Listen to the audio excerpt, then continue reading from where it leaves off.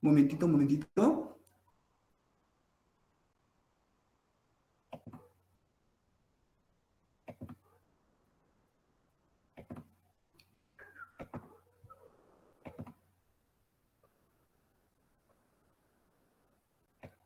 ¿Qué tal, chicos?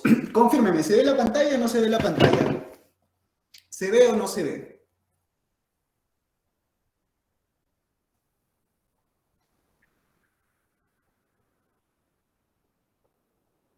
¿Se ve la pantalla, chicos? Profesor. Perfecto, muy bien, chicos. Aquí está. Muy bien, chicos. El día de hoy estamos aquí reunidos, en una reunión de mortales. Y bueno, no vamos a ver lo que el día de hoy es el tema del Estado y el gobierno, pues. Muy bien, chicos. A ver, primero vamos a avanzar con lo que es el Estado y el gobierno y posteriormente vamos a terminar con lo que es las garantías constitucionales, pues. A ver, chicos, ¿qué cosa es el Estado? ¿Qué cosa es el gobierno? Vamos a diferenciar de una vez esas dos cositas de ahí, porque de repente en un examen nos dicen el Estado tal, tal, tal, el gobierno tal, tal, tal, y nosotros tenemos la idea de que es lo mismo. Miren, chicos, el Estado es la población jurídicamente organizada sobre una base geográfica con la capacidad de hacer respetar su ordenamiento jurídico. Cuando hablamos, chicos, de una población jurídicamente organizada, estamos haciendo referencia a los individuos, estamos haciendo referencia a la población, ¿no? Justamente que vive dentro del territorio nacional. Por ejemplo, nosotros que estamos aquí en esta clase, sus vecinos, sus familias, tu ex, todos los que conformamos en el territorio peruano, ¿no? Toda esa población se le conoce como población jurídicamente organizada. Sobre una base geográfica. Cuando hablamos, chicos, de una base geográfica, estamos haciendo mención del territorio, ¿no? Del territorio peruano. Ese mapa del Perú que tú tanto has dibujado en tu primaria, acuérdate, chamare, con el primer amor que tenías ahí en primaria ya. Con ese chico, ahí, ese mapa del Perú, eso es la base geográfica. Ahí estamos haciendo referencia a esto de aquí. Pero a ver, ¿con la capacidad de qué? Capacidad de hacer respetar su ordenamiento jurídico. O sea, que van a haber normas. Y Juan, ¿qué cosa es una norma? Una norma, chicos, es una regla de conducta que regula el comportamiento de una determinada sociedad. Pero cuando hablamos de esto de aquí, de capacidad, o sea, Juan, capacidad quiere decir de una facultad. ¿Y cómo se le llama esa facultad? Se le llama la soberanía. Se le llama la soberanía. ¿Y qué cosa es la soberanía, Juan? ¿Qué es la potestad que tiene un Estado? ¿Para qué? Para hacer ejercer sus leyes, ¿no? Sus leyes, sus normas jurídicas, claramente, ¿no? Entonces, por eso decimos que del Estado tiene estos elementos que estamos viendo aquí. Tenemos la nación, el territorio, la soberanía y la población. Pero la nación no mucho. Los elementos más importantes, como podemos ver aquí, es el territorio, la soberanía y la población, chicos. Entonces, partamos de, como les dije al inicio, diferencia entre Estado y gobierno. El Estado va a permanecer siempre, ¿ok? El Estado va a permanecer siempre. Siempre vamos a tener el territorio peruano. Siempre va a estar la población que vive ahí y también siempre va a estar la soberanía, o sea, la potestad que tiene el Estado para ejercer sus normas jurídicas y sus leyes dentro de ese territorio. Y tienen que ser respetadas ¿por quién? Por la población que vive ahí. Pero cuando hablamos de gobierno, nos estamos haciendo referencia a ese grupo de personas que están en el poder, ¿no? Ese grupo de personas que forman parte de esa misma población, pero que nosotros le hemos cedido el poder y ellos están por un periodo de tiempo, ¿no? Por eso se dice que el gobierno es temporal. En cambio, el Estado es permanente. El Estado siempre va a estar. En cambio, el gobierno es temporal, ¿no? Así como tu relación, que duraste un año o menos, creo, ya, igualito, ¿no? El gobierno es temporal. Puede ser de 4 años cuando hablamos de un gobernador regional, cuando hablamos de un alcalde, o también en el caso del presidente, ¿no? Y en el caso de los congresistas, que viene a ser un periodo de 5 años, ¿no? Básicamente. Entonces, esa es la diferencia entre Estado y gobierno. El Estado es permanente y el gobierno viene a ser temporal. Temporal. Pasemos a cada uno de estos elementos, ¿no? Nación, conjunto de personas con un pasado de vida en común, ¿ok?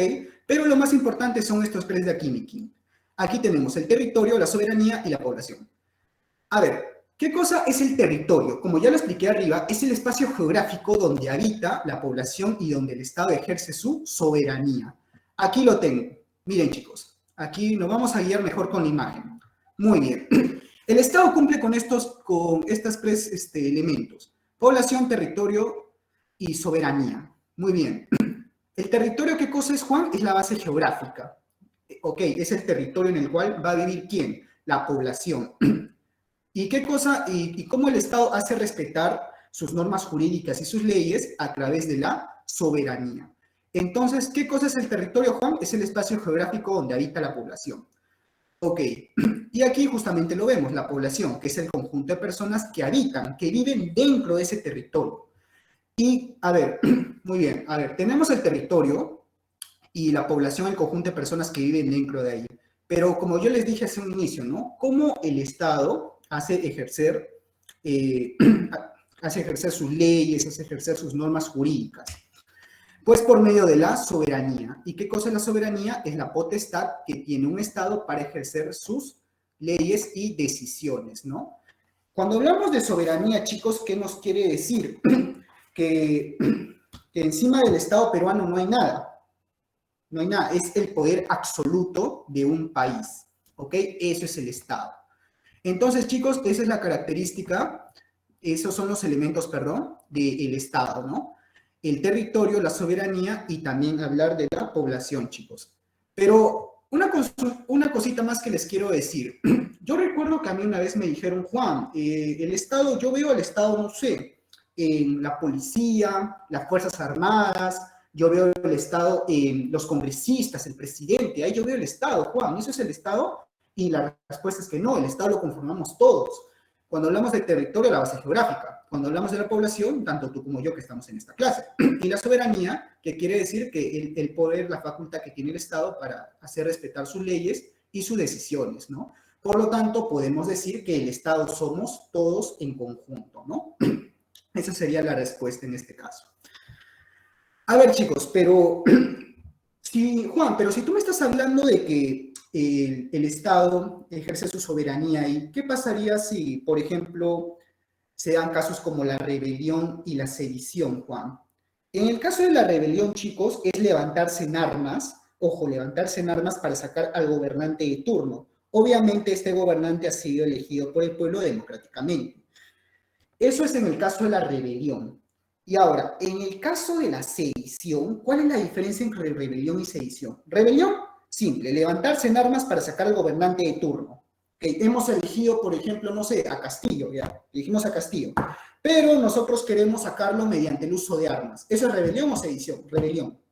Cuando hablamos de una sedición, quiere decir levantarse en armas, pero para impedir que la autoridad cumpla sus funciones. O sea, en este caso reconocemos quién es el gobernante. Que nosotros reconocemos que Castillo es nuestro gobernante, pero nosotros estamos impidiendo que la autoridad cumpla con sus funciones. Un ejemplo de ello, pues, puede ser los terroristas, ¿no? Los terroristas, básicamente. Muy bien, chicos. Otra cosita también para mencionar es que el Estado prohíbe, el Estado obliga y el Estado permite. Cuando hablamos de prohibir, por ejemplo, el aborto, ¿no? Por ejemplo, el aborto. El aborto, como ustedes saben, en el Perú a nivel nacional, el aborto está prohibido. Salvo cuando es el aborto terapéutico. Juan, ¿qué cosa es terapéutico cuando la vida de la madre está en riesgo, no? Si en este caso no es terapéutico, entonces está prohibido. A eso se le refiere prohibir. Por ejemplo, estados como el Perú, estados como Paraguay, Costa Rica, Ecuador, ahí está prohibido. A eso se le refiere con prohibir. Cuando hablamos que obliga, Juan, ¿a qué se refiere con obligar? Un ejemplo, que los padres están obligados a mantener a sus hijos hasta los 18 años de edad. ¿Ya? Pero, ¿qué pasa si, por ejemplo, ese niño, ese chico, sigue estudios con éxitos? Entonces, si sigue estudios con éxitos, entonces el padre está obligado a mantenerlo hasta los 28 años. Así que si tú quieres que te mantengan, ya sabes, ponte a estudiar, mi causa, ponte a estudiar. Es lo único que tienes que hacer, brother. Estudia. ¿Quieres que te mantenga hasta los 28? Ahí está, tú mismo eres. Eso es la característica de obligar. Como ya lo digo, el Estado prohíbe, obliga y también permite. Juan, ¿cómo es esto de permitir? En el caso del aborto, como ya le estaba mencionando, hay países como en el caso de Perú que lo prohíben, pero hay países como por ejemplo Uruguay, Argentina, que sí está permitido, ¿no? Sí está permitido por ese lado de ahí. También está Puerto Rico, no me acuerdo, Cuba también está por ahí. O sea, ahí nos damos cuenta que el Estado prohíbe, el Estado obliga y el Estado también permite, ¿no? Muy bien, chicos. Entonces, esto es la parte central de lo que hablamos de Estado. Ahora, muy bien, pasemos a lo que es la organización, ¿no? La organización. ¿Qué cosa es la organización, Juan? Es el ordenamiento jurídico y político que se ejerce por medio de sus instituciones, ¿no? Muy bien. Aquí tenemos lo que son las características. Aquí tenemos las características. Republicano. Cuando hablamos de republicano, chicos, es que el pueblo por elección directa otorga su poder a quienes lo harán de gobernar. O sea, mediante un proceso electoral, ¿no? O sea, mediante un proceso de elección, ¿qué cosa? El pueblo otorga su poder a quienes lo harán de gobernar. Cuando hablamos que es democrático, ¿qué quiere decir? Que predomina la voluntad del pueblo en las decisiones de los gobernantes. A ver, aquí otra cosita para mencionar, que no lo puse aquí, es que el Estado, ojo, el Estado, según la Constitución política, es democrático, social, independiente y soberano, ¿no? Bien, chicos, entonces, cuando hablamos de democrático, que es casi similar a republicano, ¿qué quiere decir? Que, chicos, miren, democrático y republicano es prácticamente lo mismo, ¿ya? Pero, ¿qué es lo que nos quiere decir esto de aquí? Que quienes nos gobiernan, ya quienes nos gobiernan han salido aquí del pueblo, ¿no? Y mediante una elección, mediante un proceso eleccionario, ya, ellos han llegado al poder y son ellos quienes nos van a gobernar. Muy bien, cuando hablamos de la característica de social, ¿qué quiere decir? Que es el pueblo lo que le interesa al Estado por encima de todo, ¿no? Algo que, bueno, ¿no? Se puede decir que hasta cierto punto no se cumple. Social, ¿qué quiere decir? Que el pueblo es lo que le interesa al Estado por encima de todo. Cuando hablamos de la característica de ser independiente, ¿qué quiere decir, Juan? ¿Qué quiere decir que es independiente? Independiente significa, ¿qué cosa? De que el Estado peruano no depende de otro Estado. O sea, el Estado peruano es uno e indivisible, como se dice. Uno e indivisible.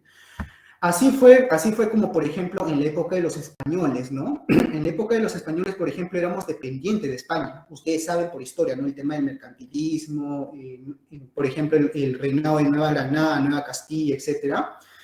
Nosotros éramos dependientes de España en ese momento, ¿no? Pero como dijo San Martín el día que proclamó la independencia, desde hoy el Perú es libre e independiente. O sea que no dependemos de ningún otro Estado, ¿no? Esa es la característica independiente. Expresa la independencia y autonomía del Estado peruano respecto a otros estados, ¿no? Así como el Estado peruano es independiente, el Estado ecuatoriano también. El Estado chileno de igual manera, ¿no? Argentino, uruguayo, etcétera. No somos dependientes de ningún otro Estado. Cuando hablamos de indivisible, ¿qué quiere decir, Juan? ¿Qué quiere decir indivisible? Que somos una república que no se puede fragmentar. Voy a subrayar esta palabrita de aquí, que no se puede fragmentar. Es uno, somos uno e indivisible, que no se puede fragmentar. Juan, ¿qué quiere decir esto? Uno significa que no somos un Estado federal y fragmentar quiere decir que no nos vamos a volver un Estado federal. Juan, ¿cómo es esto? Explícame, por favor. Miren, chicos, enfoquémonos en esta imagen de aquí, en el mapa del Perú, el Estado peruano, ¿ok? Miren, un Estado federal, que quiere decir un conjunto de estados, ¿no? Como por ejemplo Estados Unidos, ¿no? Básicamente. Miren, chicos, por ejemplo, nosotros no decimos el Estado de Tumbes, nosotros no decimos el Estado de Piura, no decimos el Estado de Tacna, no decimos el Estado de Loreto, nosotros decimos el Departamento de Tacna, nosotros decimos el Departamento de Piura, el Departamento de Loreto, el Departamento de Tacna. Así es como decimos, ¿no? Pero en el caso de un Estado federal, como en el caso de Estados Unidos, ahí, por ejemplo, está el Estado de Washington, tenemos el Estado de California, el Estado de Nueva York, el Estado de Los Ángeles, etcétera, etcétera, ¿no? Entonces, ¿pero qué es lo que pasa aquí? ¿Por qué el Estado peruano no se puede fragmentar? No se puede fragmentar. ¿Qué quiere decir fragmentar? Que no nos podemos dividir en distintos estados, ¿no? En el caso de Estados Unidos, Juan, como su mismo nombre lo dice, son estados que se han unido, ¿no? Estados que se han unido. ¿Pero por qué se han unido? Para defenderse. Se han unido para defenderse. Porque, por ejemplo, a ver, miren chicos, supongamos el estado de Tumbes, el estado de Loreto. Ya, son estados pequeños y hablando armamentistamente, pues no tienen mucho. Juan, pero, o sea, pero ¿eso es un estado? Sí, puede ser un estado. ¿Por qué? Porque tiene un territorio, tiene la base geográfica, tiene también a la población que vive ahí y tiene también la soberanía. O sea, la única diferencia sería el tamaño geográfico, ¿no? Supongamos, chicos, el estado de Tumbes, el estado de Loreto, viene, no sé, el estado ecuatoriano que es más grande, más poderoso, se lo lleva. El Estado colombiano es más grande que el Estado de Loreto, pum, se lo lleva. El Estado chileno es más poderoso que el Estado de Tacna, pum, se lo lleva.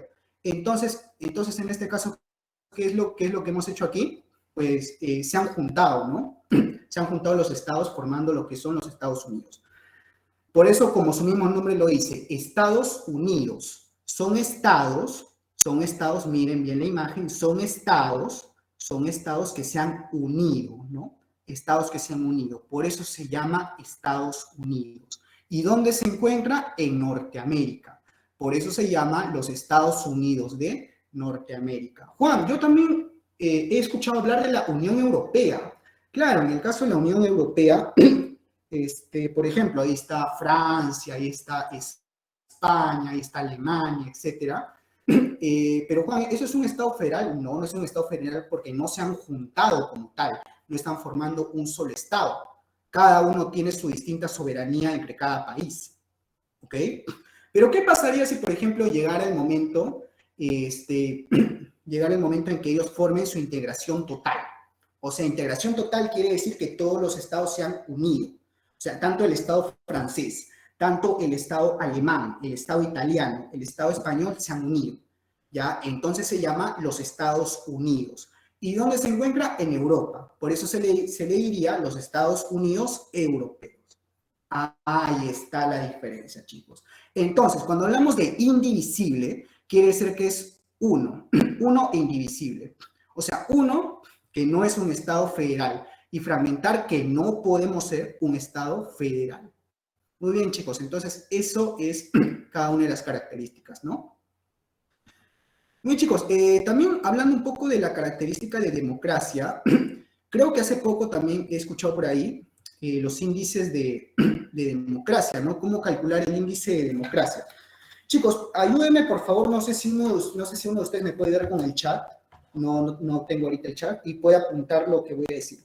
¿Cómo calcular el índice de democracia? Por favor, ¿cómo calcular el índice de democracia? ¿Ya? Tenemos primero el proceso electoral. Luego tenemos las funciones del gobierno. Funciones del gobierno. Ok, primero tenemos el proceso electoral, las funciones del gobierno, tenemos el ordenamiento, no, tenemos la participación política,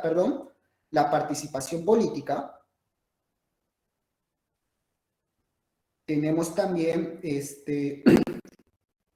ya, tenemos la participación política, tenemos también, ahí está, tenemos esos tres de ahí como primero que nada. En un ratito me vuelvo a comprar, por favor, y ya les digo los demás. Pero esto de aquí nos sirve para hallar el índice de democracia, ¿no? El índice hay tres tipos de democracia. Tenemos, por ejemplo, la democracia plena. Tenemos también lo que es la democracia, ya, tenemos la democracia imperfecta. Ahí está la democracia imperfecta, perdón chicos, se me va el nombre. Y tenemos también el régimen autoritario. Sí, lo estoy pasando. Tenemos también el régimen autoritario. Bien, chicos. Cuando hablamos de una democracia plena, quiere decir que cosa? De un promedio de 10, claro, un promedio de 10 a 8. Un promedio de 8 a 10, estamos hablando de una democracia plena. Cuando hablamos de un promedio de 6 a 8, estamos haciendo referencia a una democracia imperfecta. Es justamente donde el Perú está. El Perú actualmente tiene un promedio de 6,54, si más no me equivoco, ¿no? O sea, estamos ya casi al borde de salir de la democracia imperfecta y entrar dentro del régimen autoritario, que eso ya es lo peor. En el régimen autoritario tenemos países como, por ejemplo, Venezuela, Corea del Norte, etcétera, ¿no? Esos son países en los cuales ya está bajo el régimen autoritario. Juan, aquí dentro de Sudamérica, por ejemplo, países con democracia plena, pues hacerle mención, por ejemplo, de Chile, hacerle mención, por ejemplo, de Uruguay, y a nivel mundial, ¿cuál es el número uno? Noruega. Noruega es el país que mejor democracia plena tiene, ¿no? No, sí, chicos, no estoy, solamente lo estoy explicando, no lo tengo, miren, no lo tengo, sino les estoy comentando para que lo tengan presente, ¿no? Para que lo tengan presente. Bueno, esto es como, ¿cómo le puedo decir? Como unos datos adicionales, ¿no? Como datos adicionales, por así decirlo. Muy bien, chicos, otra cosita más también es el tema de la nacionalidad. Porque mucho me habían preguntado sobre el tema de la nacionalidad. Juan, ¿qué cosa es la nacionalidad? Es el vínculo jurídico y político entre la persona y el Estado. Juan, nuevamente, nacionalidad, vínculo jurídico y político, o vínculo jurídico y político entre la persona y el Estado. Juan, a ver, no entiendo muy bien. ¿De nacionalidad cómo entendemos? O sea, por ejemplo, nosotros somos peruanos, pero ¿peruanos mediante qué? ¿Peruanos de nacimiento o peruanos de sangre? A ver, aquí se divide en dos. La nacionalidad lo podemos dividir en dos derechos. Tenemos el derecho de suelo y el derecho de sangre. Juan, una pregunta. ¿Cuál es la diferencia entre ser peruano por derecho de suelo y ser peruano por derecho de sangre? Miren la pantalla, chicos, miren la pantalla. Peruano por derecho de suelo quiere decir que hemos nacido dentro del territorio nacional, sin importar la nacionalidad de nuestros padres. Por ejemplo, no sé, tu mamá puede ser venezolana, tu papá puede ser brasileño, pero tú has nacido aquí dentro del Perú. Por lo tanto, tú eres peruano de nacimiento, ¿por qué? Por derecho de suelo, porque has nacido dentro del territorio nacional. Juan, pero mis padres, por ejemplo, uno es peruano y la otra es, no sé, ecuatoriana. Igual, ¿has nacido dentro del territorio nacional? Sí. Entonces eres peruano de nacimiento por derecho de suelo. Juan, mis dos padres son peruanos, entonces eres peruano de nacimiento por derecho de suelo. Creo que yo y todos los que estamos presentes aquí somos peruanos de nacimiento por derecho de suelo, ¿no? Juan, ¿y cuál es la diferencia entre derecho de suelo con derecho de sangre? O sea, ¿cuál es la diferencia entre uno con otro? Mientras ser peruano de nacimiento por derecho de suelo es haber nacido dentro del territorio nacional, chicos, por derecho de sangre es haber nacido en el exterior, en otro país, pero que al menos uno de tus padres sea peruano de nacimiento. En el caso, por ejemplo, de la Padula, ¿no? En el caso de la Padula, su mamá es peruana de nacimiento, su papá es italiana. Pero Juan, de repente por ahí me preguntan, ¿no? ¿La Padula es peruana de nacimiento? Sí, es peruana de nacimiento, pero por derecho de sangre. Entonces, ahí va la diferencia, ¿no? Derecho de suelo o por derecho de sangre. Significa haber nacido dentro del territorio nacional sin importar la nacionalidad de tus padres. Y ser peruano de nacimiento por derecho de sangre es haber nacido en el exterior, pero que al menos uno de tus padres sea peruano de nacimiento, ¿no? Muy bien. Como por ejemplo el caso de George Forsyth, ¿no? George Forsyth, que me acuerdo que postuló el año pasado y mucho se le criticaba que no, que Forsyth es venezolano, nació en Venezuela, pero mi amigo, es peruano de nacimiento. No es peruano de nacimiento por derecho de suelo, pero sí lo es por derecho de sangre. Entonces, ahí va la diferencia, ¿no? Por eso es que también vemos de que hay personas con varias nacionalidades, ¿no? No sé si ustedes han visto. Hay personas que tienen hasta doble, hasta triple nacionalidad. Claro, y es justamente porque o bien su padre es, no sé, ecuatoriano, o bien su padre, no sé, es colombiana, y uno nació en el Perú. Por ejemplo, chicos, yo he nacido aquí en el Perú, un ejemplo, yo nací aquí en el Perú, pero no sé, por ejemplo, mi mamá es ecuatoriana y mi papá es colombiano. Entonces, yo soy peruano de nacimiento por derecho de suelo, pero yo soy ecuatoriano, perdón, de nacimiento por derecho de sangre. Y soy colombiano de nacimiento por derecho de, no, claro, por derecho de sangre. Entonces, ahí va la diferencia, chicos, ¿ok? Hasta ahí, chicos. ¿Alguien tiene alguna duda, alguna pregunta de lo que acabo de explicar? Hasta ahí, chicos. ¿Alguna duda, alguna pregunta? Disculpe, una pregunta. ¿Y si una persona no tiene derecho de suelo ni derecho de sangre, cómo obtendría la nacionalidad? No, o sí, algo así. Muy bien, mi amigo, muy bien. Muy buena pregunta, chicos. No me quería explayar mucho porque también quería avanzar, pero gracias a su compañero que quiere saber, lo vamos a explicar. Aparte del derecho de sangre y aparte del derecho de suelo, hay otro más, que viene a ser el derecho por opción. Juan, ¿cómo es esto? Por ejemplo, mira, ser peruano por opción, por ejemplo, ¿qué puede ser? Que un extranjero contrae matrimonio con un peruano. Por ejemplo, mi causita, Alexander, ¿no? Se casa con una ucraniana, ¿no? Se casa con una ucraniana y la ucraniana puede pedir la nacionalidad peruana, ¿no? Ahí está, esa es una opción, por ejemplo. También puede ser una opción de que un niño extranjero que habita en el Perú desde los 5 años hasta cumplir los 18 años, ¿no? Por ejemplo, viene, no sé, un niño argentino de 5 añitos, ¿no? 4 o 5 añitos. No nació en el Perú, pero viene desde esa edad.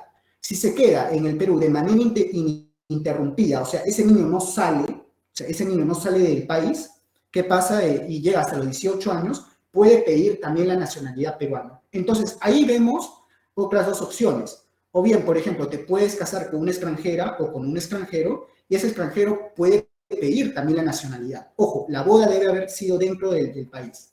Yo me caso, por ejemplo, con una venezolana, supongamos, y la venezolana puede pedir ser peruana por derecho, puede pedir ser peruana. Y, por ejemplo, un niño de Brasil viene a vivir acá en el Perú desde los 5 años, entonces puede estar sin estar de manera ininterrumpida hasta cumplir la mayoría de edad, puede pedir también ser peruano, ¿no? También está naturalizado, pero naturalizado quiere decir que un extranjero que habita en el Perú de forma continua, mínimamente 2 años, ¿no? O sea, hay dos opciones. O bien estás desde los 5 años, ininterrumpido, o sea, desde que eres menor de edad hasta la mayoría de edad, ya puedes pedir ser peruano. Pero naturalizado va más por el lado de las personas que son mayores de edad.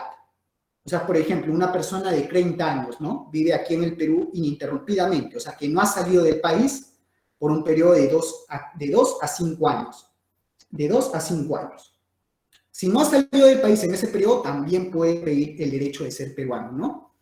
Entonces, esos son otras opciones, ahí respondiendo a la pregunta de su compañero Alexander, aparte del derecho de suelo y el derecho de sangre. Derecho de suelo y derecho de sangre son los más importantes, pero aquí también les estoy dando otras opciones, ¿no? Por si les preguntan también en el examen. Hasta ahí, Alexander, ¿puedes responder tu pregunta, amigo? Sí, maestro, gracias. Muchas gracias, igual a ti, chicos. Chicos, ¿hasta ahí alguien tiene alguna duda, alguna pregunta? Todo ¿Todo claro. good? ¿Todo claro? Muy bien, chicos, excelente, muy bien. Le han pedido permiso al tóxico. Oye, amor, que voy a estar aquí en la clase de Juan y tengo que prestar atención, pues ya me despides aquí un rato, pues. Ahí está, muy bien, chicos. Así tiene que ser. Ya saben, ya. Primero lo primero, pues. Muy bien, chicos. Y aquí también, pues, hablar de los deberes del Estado, ¿no? Como, por ejemplo, defender la soberanía nacional, ¿no? Ya sabe, Ana, ya sabe, ya sabe. Primero está el estudio, chicos, ya saben, primero está el estudio. A ver, tenemos, por ejemplo, defender la soberanía nacional. Tenemos, por ejemplo, también garantizar la vigencia de los derechos humanos, ¿no? Recuerden ahí el título 1 de la Carta Magna, ¿no? La persona y la sociedad. Ahí se ve, ¿qué cosa? Garantizar la vigencia de los derechos humanos. ¿Por medio de qué? De la Constitución. Chicos, cuando hablamos de defender la soberanía nacional, ¿qué se nos viene a la cabeza? ¿No se nos viene acaso a la cabeza, cómo se llama, la Policía Nacional? ¿No se nos viene a la cabeza de repente las fuerzas aéreas, la Fuerza Marina del Perú, el Ejército? Ahí está dentro de defender la soberanía nacional. Cuando hablamos de proteger a la población de amenazas externas, ¿qué quiere decir? Por ejemplo, miren chicos, veamos de nuevo el mapa del Perú. Supongamos que Ecuador está en guerra con Chile, ¿no? Supongamos que después lo de Byron Castillo, pues Ecuador le dice, ya se fregaron, ahora le vamos a lanzar cohetes, le vamos a lanzar balas, ¿ya? Y ahí pues hay una guerra, hay un conflicto aquí entre Ecuador y Chile. ¿Quién puede ser, qué país puede ser el más afectado aquí? El Perú, porque el Perú está entre estos dos. Está entre estos dos. Entonces aquí pues no se van a estar bombardeando y todo lo demás, y aquí en el Perú pues la vamos a pasar mal. Entonces eso también cumple también con la característica de que el Estado peruano es inalienable e inviolable. ¿Okay? Inalienable e inviolable. Inalienable, ¿qué quiere decir? Que no nos pueden quitar el Estado peruano. E inviolable quiere decir que ningún Estado puede entrar dentro del territorio sin nuestra autorización. ¿Ok? Eso es diferencia entre inalienable con inviolable. Inalienable no nos lo pueden quitar. Inviolable quiere decir que ningún Estado puede entrar dentro de nuestro territorio sin nuestra autorización.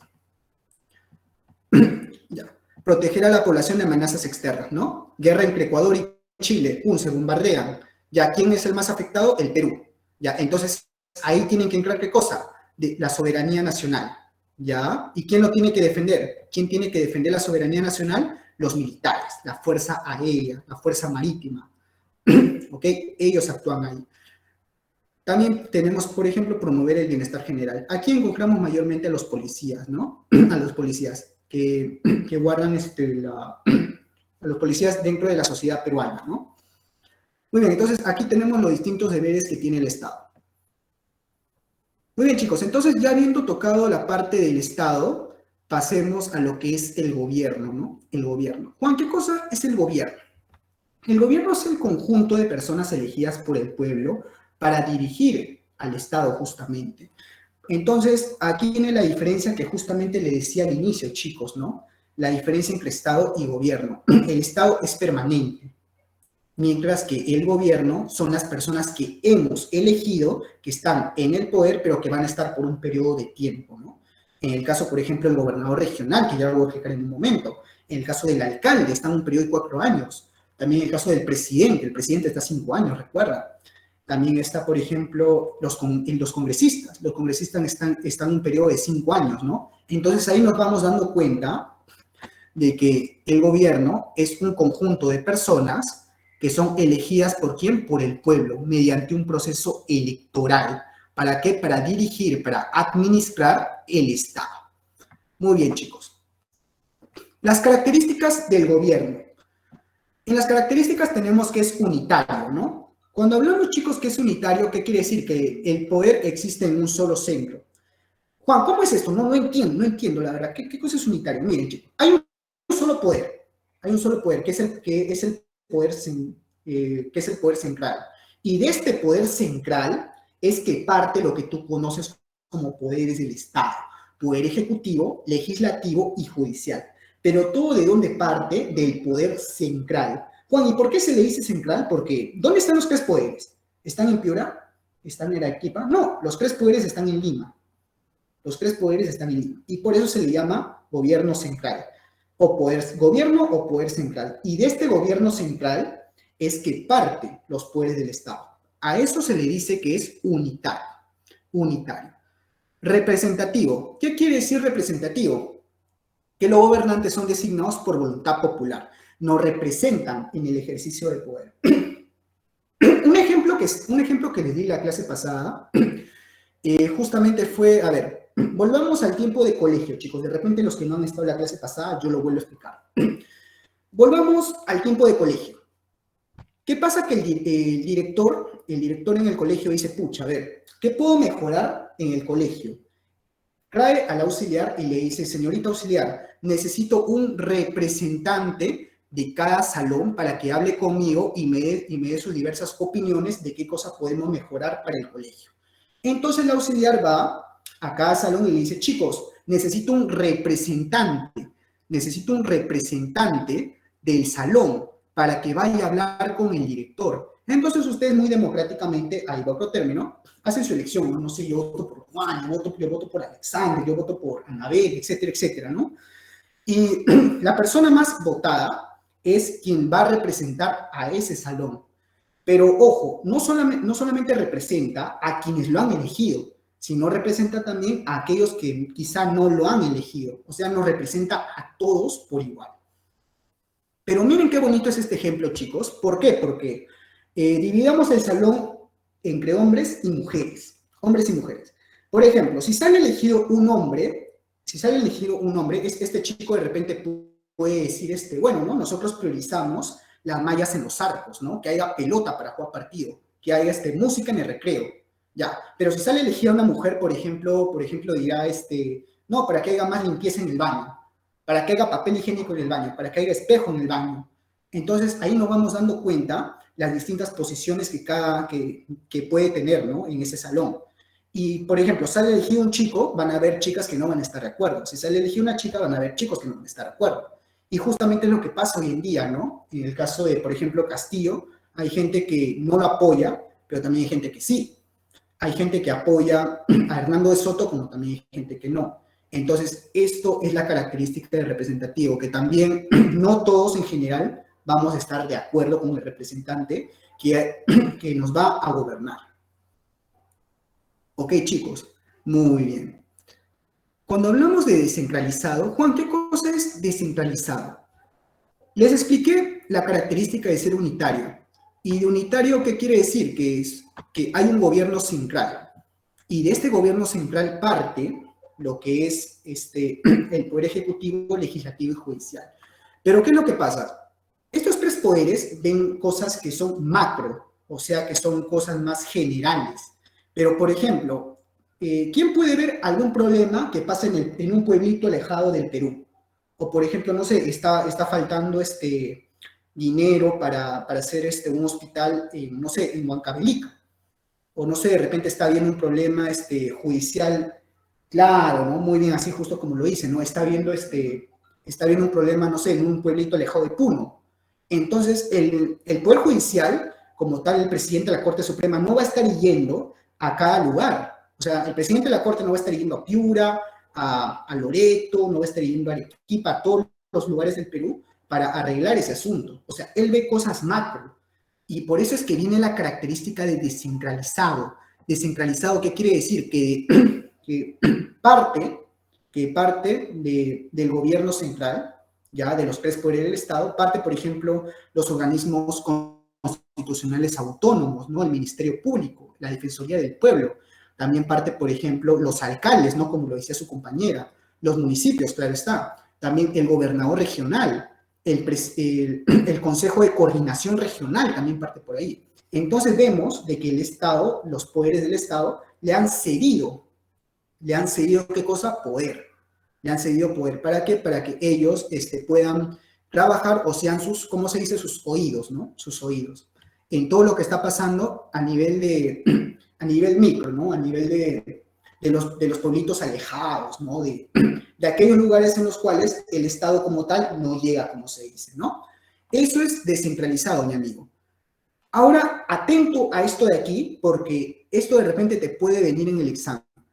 El gobierno se rige, acuérdate de esto, por favor, el gobierno se rige en base del principio de separación de poderes. El gobierno se rige en base al principio de separación de poderes. Juan, ¿cómo es esto? Necesito aquí una flecha. A ver, chicos, yo te expliqué que hay tres poderes del Estado, ¿no? El poder ejecutivo, legislativo y judicial. ¿Dónde está por aquí? Ya, por aquí lo haré. Pues más arribita. Ya. Aquí haré la flecha. Muy bien, chicos, miren la flecha. Si ustedes preguntan si el gobierno peruano es de manera horizontal o vertical, tú tienes que responder que es de manera horizontal. ¿Sabes por qué? Porque miren, horizontal. Imaginemos que aquí tenemos el poder legislativo, el poder judicial y el poder ejecutivo. O sea, tienen la misma jerarquía, pero diferentes funciones. Tienen la misma jerarquía, pero diferentes funciones, ¿no? Caso contrario, si por ejemplo habláramos que fuera de manera vertical. Porque si fuera de manera vertical, chicos, estaríamos hablando de que, por ejemplo, el ejecutivo es más importante que el legislativo. Y el legislativo es más importante que el poder judicial. O sea, ahí estaría hablando lo que es el régimen autoritario, ¿no? De que un poder es más importante que el otro, cosa que no se da en el Perú. En el Perú tenemos tres poderes del Estado: ejecutivo, legislativo y judicial. Tienen la misma jerarquía, pero diferentes funciones, ¿no? Juan, disculpa, pero yo por ahí he escuchado acerca del primer estado, segundo estado, o sea, no, y tú me estás diciendo de que el estado, de que el gobierno se rige bajo eso de ahí, o sea, de manera horizontal. Pero ¿por qué hablamos de un primer estado, segundo estado y tercer estado? Esto aparte de las funciones que ellos hacen, ¿no? A ver, ¿qué es primero? Las leyes. ¿Quién hace las leyes? El poder legislativo, primer estado. Pero ¿quién se encarga de administrar estas leyes? ¿Quién se encarga de llevarlas a cabo? ¿Quién se encarga de gestionar esto? El Poder Ejecutivo. El Poder Ejecutivo es el timón del barco. Pero ¿qué pasa con aquellas personas jurídicas que no quieren acatar las leyes y hacen actos ilegales? Ahí aparece el Poder Judicial como tercer estado. ¿Para qué? Para que los sentencie, para que los castigue. Entonces, ahí partimos del primer, segundo y tercer estado. Por favor, pero esto de aquí es en base a las funciones que realizan, más no de que uno es más importante que el otro. ¿Ok, chicos? Muy bien. Hasta ahí, chicos, ¿tienen alguna duda, alguna pregunta con la parte de unitario, representativo, descentralizado y principio de separación de poderes? Hasta ahí, chicos, ¿todo good? ¿O hay alguna duda por ahí? Ya saben, chicos, el que no participa, su ex le va a llamar a medianoche. Ahí está, muy bien mi causita y Ixa está participando. ¿Y los chicos? ¿Qué pasó con los chicos? Este muchacho, me están dejando mal, ¿eh?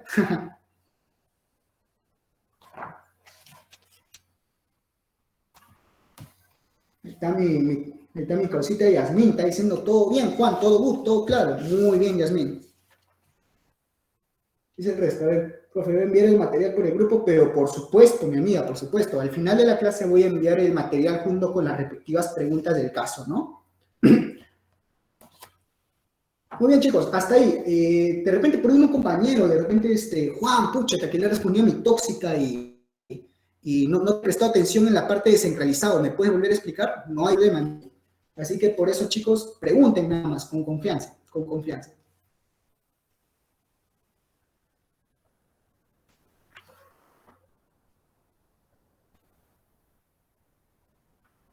Tenle miedo a tu ex, chicos, que a mí no me tengas miedo, por favor. Tenle miedo a tu ex, a tu mamá. ¿Puede volver a explicar lo que es la descentralización? Ah, ya, chicos, su compañera me está preguntando.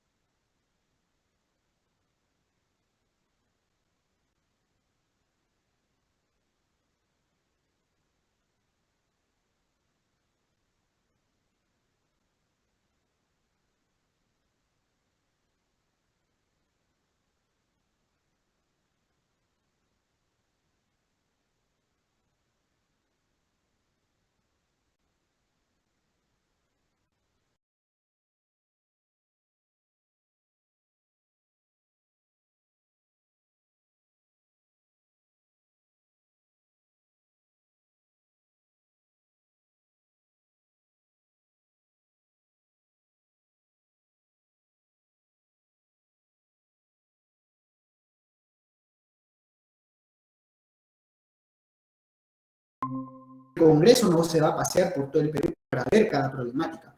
Por eso se dice descentralizado, mi amiga, que quiere decir que traslada, ¿qué cosa? Traslada su poder a quiénes?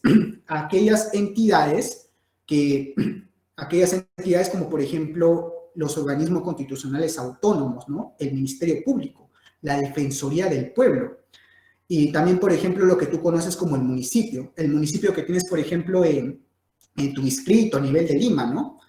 También, por ejemplo, el gobernador regional, el presidente regional. Entonces, ahí tú te vas dando cuenta de que los poderes del Estado están cediendo su poder para que estas entidades, de manera micro, puedan resolver eso que ellos no ven. Porque los poderes del Estado ven cosas a nivel macro, ven cosas a nivel general. Pero ellos, al ceder parte de su poder a estas entidades, a este grupo, ¿para qué? Para que ellos, a nivel micro, o sea, a nivel de los pueblos que están un poco alejados, a nivel de lo que ellos quizá no puedan ver, lo puedan resolver, ¿no? Lo puedan resolver. Hasta ahí, mi amiga, ¿se entendió o te quedó alguna duda por ahí? No, ahora sí, ya está todo claro, gracias. Perfecto, chicos, muy bien. Hasta ahí, chicos, ¿tienen alguna otra duda o todo good?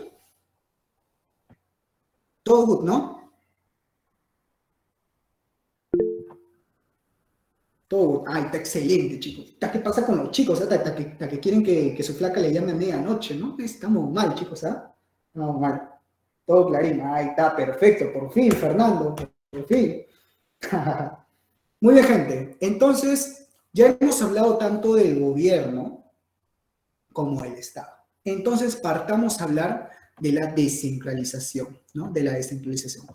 Justamente respondiendo a la pregunta de su amiga, ¿no? En parte. Descentralizado ya, que traslada los asuntos de la capital, ya, de la capital donde están los poderes del Estado, hacia las demás entidades a nivel nacional. Vamos a hablar más de ello. Descentralización, la transferencia de facultades económicas, políticas y administrativas desde el gobierno central, ya, los poderes del Estado, hacia los gobiernos regionales y locales. Chicos, cuando hablamos del gobierno, aquí por ejemplo tenemos el gobierno regional y el gobierno local. Juan, ¿cuál es la diferencia entre estos dos? Gobierno regional, aquí tenemos el gobernador regional, el consejo regional y el consejo de coordinación regional. Y aquí tenemos el gobierno local, donde está el alcalde y el consejo municipal. Chicos, el departamento de Lima es inmenso. ¿Ustedes creen que Jorge Muñoz, el alcalde de Lima, se encarga de todo el departamento? No, se encarga de Lima metropolitana. Se encarga de Lima metropolitana donde están los distritos que tú ya conoces. De ahí se encarga Jorge Muñoz. El alcalde que, por ejemplo, tú tienes en tu distrito, ahí esa es su labor de ese alcalde. Pero cuando hablamos ya a nivel departamental, ahí encontramos al Consejo Regional y en el Consejo Regional está el gobernador regional. Entonces, ahí va la diferencia. Cuando te hablan de departamento, de regiones, ahí está el gobernador regional. Pero cuando te hablan de, por ejemplo, no sé, Lima metropolitana, que es una parte de la región Lima, ahí estamos hablando del alcalde. Y obviamente de su consejo municipal, ¿no? Juan, pero, pucha, háblame un poquito más, ¿no? De esto, ¿no? Para poder entrar en contexto. Miren, chicos. Su audio, por favor, chicos, su audio. Muy bien, chicos, a ver, cuando hablamos del gobernador regional, ya, cuando estamos hablando del gobernador regional, estamos hablando de la persona gobernador regional o también llamado el presidente regional, ¿no? Desempeña su cargo a dedicación exclusiva y a tiempo completo, ¿ya? ¿En qué parte?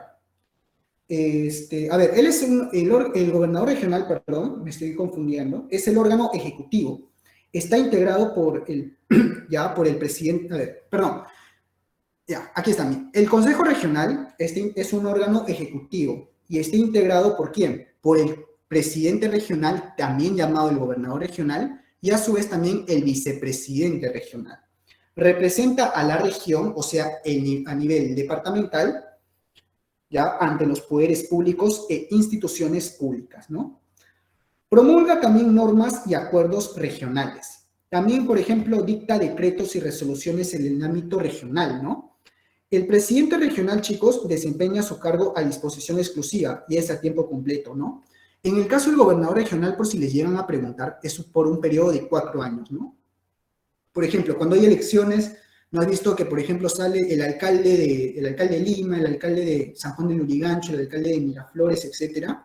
Y también te hablan de un gobernador regional. O sea, tú ves, por ejemplo, Ica, ves, por ejemplo, Tumbes, ves, por ejemplo, en Loreto, y tú te dices, pero ¿quién es ese tío que ha postulado? Ese tío que ha postulado es el gobernador regional, y él es el máximo representante, ojo, representativo, a nivel de la región, a nivel departamental. ¿Ok, chicos? Muy bien. ¿Y dónde está el gobernador regional? Dentro del Consejo Regional. Cuando hablamos del Consejo de Coordinación Regional, estamos hablando que es un órgano consultivo. Recuerda, Consejo Regional es un órgano ejecutivo. Consejo Regional, ejecutivo. Pero Consejo de Coordinación Regional es un órgano consultivo. Ahí va la diferencia entre esos dos. En el caso del Consejo de Coordinación Regional está integrado por los alcaldes provinciales, ¿no? Y justamente de aquí, del Consejo de Coordinación, estamos hablando del gobierno local. Chicos, más o menos para que entremos en contexto, a ver, imaginémonos en Cusco. En Cusco tú sabes que hay varios pueblos, hay varios así, pueblitos un poco alejados, y en cada uno de esos pueblos hay un alcalde, ¿ya? Esos alcaldes cuando, por ejemplo, hacen su reunión, ¿qué forman? Forman el Consejo de Coordinación Regional. Entonces, ahí tú ya te vas dando cuenta cómo funciona la cosa. Cuando se juntan los alcaldes, por ejemplo, de Cusco, de cada una de las distintas regiones, no, perdón, de cada uno de los distintos pueblitos, ahí formamos el Consejo de Coordinación Regional. Pero ¿quién es el máximo representante a nivel regional? Es el gobernador regional. Y aquí, pues, ¿no? Del Consejo Regional, como les expliqué, partimos al gobierno local. Y en el gobierno local, pues, tenemos al alcalde y al Consejo Municipal. ¿Dónde chambea el alcalde? ¿Dónde chambea el alcalde que está en tu distrito? ¿Dónde chambea el alcalde de Lima? En la municipalidad, el municipio. Aquí está el Consejo Municipal. Muy bien, chicos. Entonces, distingamos de una vez gobierno regional con gobierno local. Regional a nivel departamental. Y gobierno local, hablamos de los pueblitos, ¿no? Que hay ahí dentro de este departamento. Muy bien, chicos. Recuerda, Consejo Regional es un órgano ejecutivo y Consejo de Coordinación Regional es un órgano consultivo. Y dentro de este Consejo de Coordinación Regional está esto de aquí, el gobierno local. Muy bien, chicos.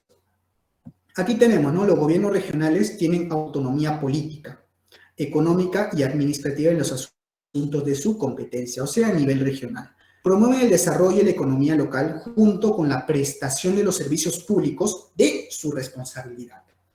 No hay reelección inmediata para los alcaldes, ¿no? Bueno, una pregunta. ¿El alcalde cuánto tiempo está? 4 años. ¿Ya? En el tema del gobernador regional también. Gobernador regional y alcalde están 4 años. Pero si a mí de repente me preguntan cuánto tiempo está un congresista, cuánto tiempo está el presidente de la República, ellos están en un periodo de 5 años, ¿no? Entonces recuerda, 4 y 5, 4 y 5. 4, alcalde y gobernador regional. 5 años está, por ejemplo, está ahí el presidente de la República y están los congresistas. ¿Ok, chicos? Muy bien. Y para ninguno de ellos, ojo, para ninguno, eso es en general, para ninguno de ellos hay reelección inmediata. Juan, ¿qué cosa es reelección inmediata? Por ejemplo, yo soy el gobernador regional de Lima. Ya, yo soy el gobernador regional de Lima. Y mi gobierno termina este año, justo que hay elecciones. Mi gobierno termina este año, 2022. Ya, de aquí para el 2026, yo no puedo volver a postular. O sea, yo no puedo volver a postular nuevamente. No, perdón. O sea, para esta reelección para este proceso electoral que está viendo ahorita, no me puedo reelegir. No puedo armar mi campaña diciendo voten por mí de nuevo, no. Tengo que esperar un proceso, tengo que esperar otro periodo de un gobierno regional para poder volver a postular. O sea, tengo que esperar un periodo de 4 años, en el caso del presidente, de 5 años para poder reelegirse, ¿no? Algo que, por ejemplo, se dio en el caso de Ollanta Humala, ¿no? Que terminó su gobierno en el 2016, pero él no se podía reelegir en ese momento. Tuvo que pasar un periodo de 5 años para poder nuevamente reelegirse, ¿no? Y esto es justamente lo que pasa aquí también. De manera inmediata no se puede. Tiene que haber un cierto periodo de tiempo, o sea, un gobierno regional para poder volver a reelegirse, ¿no? Como se dice. Entonces, esta es la parte de la descentralización. Muy bien. Muy bien, chicos. Hasta ahí. ¿Tienen alguna duda, alguna pregunta? Para pasar a la última parte, que es el Estado de Derecho. Hasta ahí, chicos. ¿Está todo claro o alguna duda por ahí?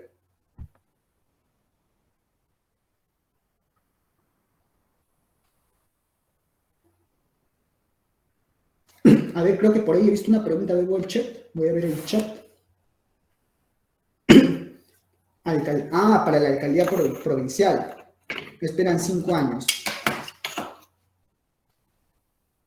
Esperan 5 años. Creo que debe ser 4, porque en el caso de los alcaldes no se pueden volver a reelegir.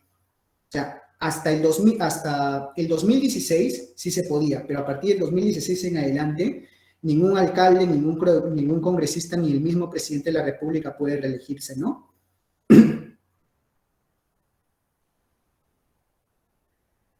Claro, ¿no? O sea, respondiendo a la pregunta de su compañera, en este caso, ningún alcalde, ningún gobernador regional puede reelegirse de manera inmediata. Como lo digo, tiene que pasar un periodo de tiempo, o sea, tiene que haber un nuevo gobierno regional para nuevamente, culminado ese gobierno, volver a reelegirse, ¿no? Como ya lo había explicado. Por ejemplo, mi gobierno termina este año, yo no puedo volver a postular este año, tengo que esperar 4 años más y ya en el 2026 puedo volver a lanzarme. O sea, no sería una reelección, sino sería empezar un nuevo gobierno, como se dice, ¿no? Eso es a nivel general. Ninguno se puede reelegir inmediatamente. ¿Ok? Bien, chicos, hasta ahí. ¿Tienen alguna otra duda por ahí? No te preocupes, Mari, no te preocupes. Hasta ahí. ¿Tienen alguna otra duda por ahí? ¿Todo good?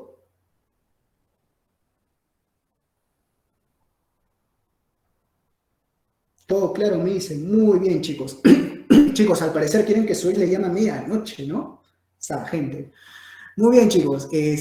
Bueno, vamos a continuar entonces. Pasemos a lo que es el Estado de Derecho. El Estado de Derecho es aquella situación donde se respetan los derechos y las libertades fundamentales, ¿no? Y partiendo justamente de este Estado de Derecho, a ver, vamos a responder la pregunta antes de terminar con esto de aquí, la pregunta de su compañero. Profe, el alcalde distrital podría presentarse elecciones, pero en este caso provincial, ¿eso es factible? Ya, o sea, tú me estás preguntando que, por ejemplo, a nivel distrital, el alcalde de San Juan del Lurigancho, o sea, ya no vuelve a postular como alcalde de San Juan del Lurigancho, sino ya postula como algo mayor, como alcalde de Lima. Sí se puede, sí se puede. Sí se puede. O sea, por ejemplo, a nivel distrital, el alcalde de San Juan del Lurigancho no puede reelegirse de manera inmediata, pero si él desea postular a un cargo mayor, que viene a ser la alcaldía de Lima, sí puede postular. Sí puede postular. Sí, ese es el detalle, Liz. Ese es el detalle, Liz. O sea, en su cargo, como alcalde de San Juan del Lurigancho, no puede, pero si él quiere algo mayor, quiere ser alcalde de Lima o incluso presidente de la República, como lo quiso hacer John Forsyth, sí se puede. Ahí sí se puede. Muy bien, chicos. Entonces, continuemos, ¿no? Justamente con esto de aquí. El Estado de Derecho, chicos, se entiende por Estado de Derecho aquella situación donde se respetan los derechos y las libertades fundamentales, la independencia de los órganos del Estado y la democracia representativa, ¿no? A ver, y justamente de aquí, el gobierno posee un conjunto de mecanismos para proteger la vigencia del Estado de Derecho y la integridad del territorio nacional. Pero para proteger justamente esa integridad del territorio nacional, tenemos a esto de aquí, que son los regímenes de excepción. ¿Y qué cosa es el régimen de excepción? A ver, el presidente de la República puede establecer en todo el territorio nacional o incluso en parte de él, ¿qué cosa? El estado de emergencia y el estado de sitio. Muy bien, chicos. A ver, vamos a partir con cada uno de estos dos. Yo estoy más que seguro que te acuerdas de esto de aquí. Esta imagen de acá, este desgraciado que te arruinó tus planes de irte a vacacionar, ya, esa misma imagen vamos a hablar nuevamente, mi amigo. Chata, yo me iba a ir de viaje y me fregaron, chicos, me acuerdo, fue un 15 de marzo, me acuerdo, sí. Muy bien, chicos, partiendo de los regímenes de excepción, tenemos el estado de emergencia y el estado de sitio. Juan, pero ¿cuál es la diferencia entre cada uno de estos dos? El estado de emergencia se da en caso de perturbación a la paz o el orden interno, de catástrofe o de graves circunstancias que afecten la vida de la nación. Juan, por ejemplo, en el caso del COVID-19, ¿ya? Se da en el caso de perturbación a la paz o el orden interno, catástrofe o de graves circunstancias, ¿ya? Que afecten, ¿qué cosa? La vida de la nación, palabra clave. Por esta razón es que se dictó la cuarentena, el estado de emergencia, por lo del COVID-19. Juan, ¿y de qué otra manera puedo diferenciarme yo entre el estado de emergencia con el estado de sitio? El periodo de tiempo, 60 días. 60 días. Mientras que el estado de emergencia es 60 días, el estado de sitio viene a ser 45 días. Pero, a ver, Juan, yo estoy leyendo aquí y dice lo siguiente, no excede de 60 días, ok, pero Juan, ¿por qué entonces, por qué Vizcarra, por ejemplo, decía 15 días más, 15 días más, 15 días más? Hasta incluso nos llevó a como 3 meses más, 3 meses más, 3 meses más de cuarentena. ¿Pero por qué? O sea, si tú me estás diciendo que no excede de 60 días. Esto puede ser, claro, inclusive un año, pero ¿por qué? ¿Por qué? Esto puede ser prolongado, chicos, por el Congreso. Por ejemplo, termina los 60 días que dictó Vizcarra, aquel 15 de marzo del año 2020. Ya, culminaron los 60 días. Vizcarra, en este caso el presidente, junto con el gabinete de ministros, analizan la situación, analizamos la problemática. Y entonces vemos si va o no va a prolongar o no prolongar, ¿qué cosa? El estado de emergencia. Si, por ejemplo, en este caso el COVID-19, el ministro de Salud, que tú te acuerdas que salía en varios programas de noticias, hablaba con el presidente, le decía, señor presidente, mire, ¿sabe qué? En 60 días no se va a poder. Tenemos que prolongar, ¿qué cosa? El estado de emergencia. Entonces, el presidente sacaba un decreto de urgencia, ahí lo aprobaba el gabinete de ministros, y esto pasa al Congreso. Y el Congreso es quien finalmente, ojo, el Congreso, no el presidente, el Congreso es quien decide si se alarga o no se alarga el estado de emergencia. Ah, ya Juan, o sea, entonces Vizcarra no era el que decía 15 días más, sino el Congreso era aquel que aprobaba o no aprobaba que se alarguen esos 60 días. Por eso es que inclusive, como dice su compañero o su compañera, llegamos hasta un año, imagínense. Eso es en el caso del estado de emergencia. Juan, aquí justo también mencionaste que no necesariamente puede ser a nivel nacional, o sea, puede ser también en parte de él, claro, ¿no? Por ejemplo, en el tiempo del terrorismo, justamente. ¿El terrorismo dónde nació? En Ayacucho.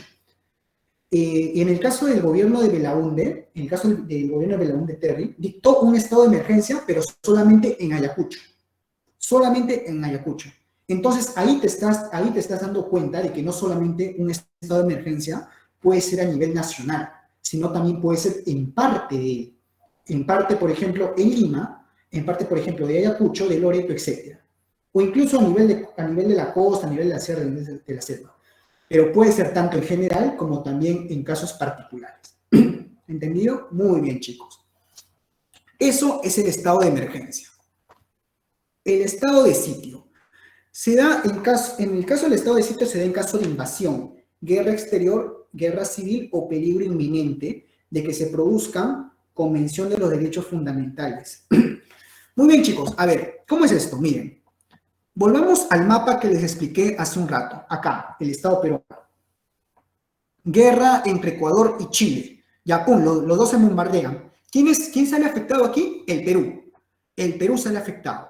Ya, entonces, aquí en el estado peruano se da, en el Perú se da un estado de emergencia o un estado de sitio. Se da un estado de sitio. Se da un estado de sitio. Por ejemplo, un país nos invade. Ya, se da un estado de emergencia o un estado de sitio. Se da un estado de sitio, ¿no? Y en este caso, Juan, ya no estamos hablando de 60 días, sino ya estamos hablando de un periodo de 45 días. Acuérdense bien estos números, chicos. Cuando te hablan de un estado de emergencia, son 60 días. Pero cuando te hablan de un estado de sitio, son 45 días. Ahí va la diferencia entre esos dos.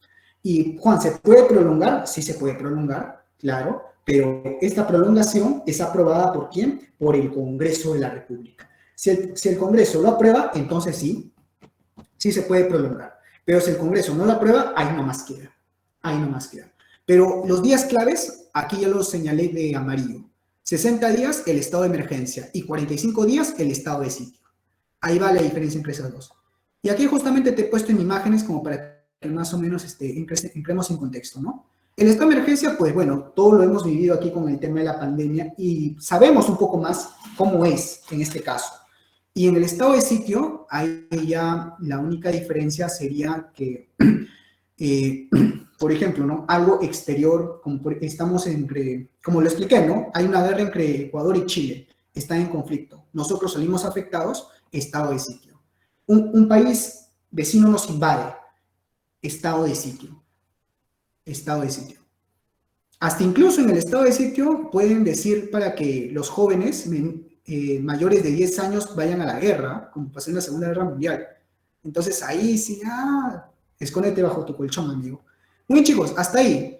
¿Se entendió? ¿Tienen alguna duda por ahí, amigos? Para pasar a la parte de las preguntas.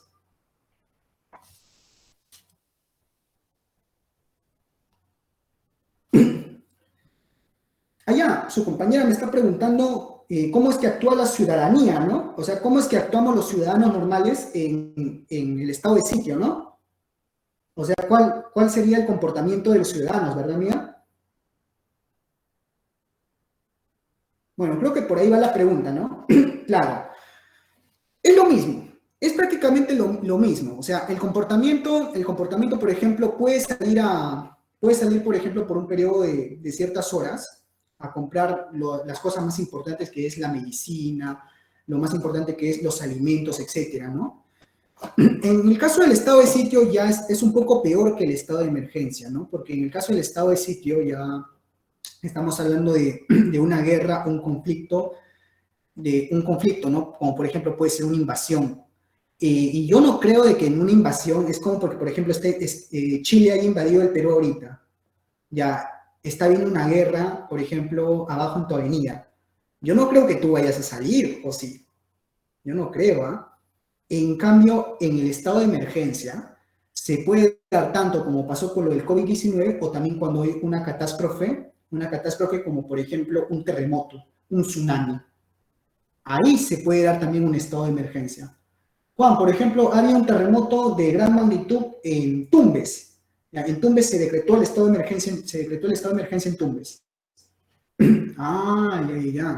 Ya más o menos te voy entendiendo, Juan, cuál es la diferencia de uno con lo otro, por si me lo llegaran a preguntar en un examen. Te ponen, por ejemplo, un contexto, pregunta de eco, ¿no? Te ponen el contexto y tú analizas. ¿De qué me está hablando esta pregunta?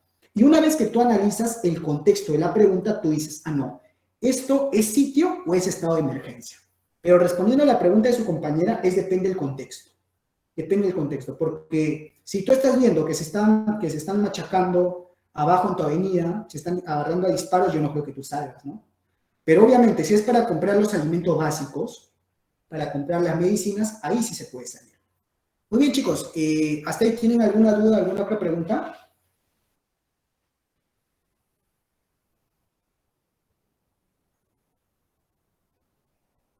Hasta ahí, chicos, ¿todo good? Todo claro, profesor. Muy bien, chicos, excelente. Sí me gusta esa participación. Ya saben, el que no le participa, hoy día Suez le llama. Hoy día Suez le llama, chicos. Muy bien, vamos a responder unas preguntas por aquí. Aquí hay unas preguntas en la pre, pero primero vamos a responder las preguntas que tengo por aquí para ejercitarnos un poco. A ver, denme un momento.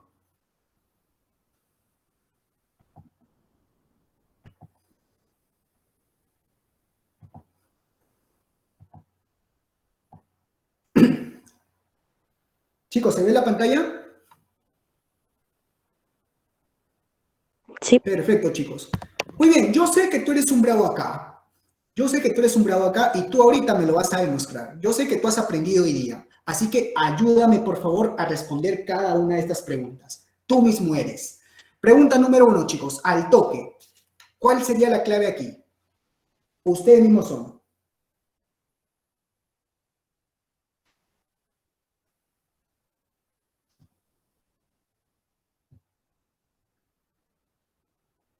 Ya me dicen la D por ahí, Juan, dato, dedito. Me dicen dedito por ahí, a ver. Muy bien, chicos, vamos a responder la pregunta. Indique el elemento del Estado a través del cual se tiene la capacidad, palabra clave, capacidad, de dictar sus propias leyes y hacerlas cumplir en el territorio. Ok, me están hablando de territorio y la capacidad de dictar sus propias leyes. Chicos, al toque, la D, ¿sí o no? La D, muy bien, gente, muy bien. Soberanía, soberanía, la facultad que tiene el Estado para qué, para dictar sus propias leyes y hacerlas cumplir en el territorio. Muy bien, gentita, esa es. Vamos con la número 2. Pregunta tipo deco. Tú mismo eres.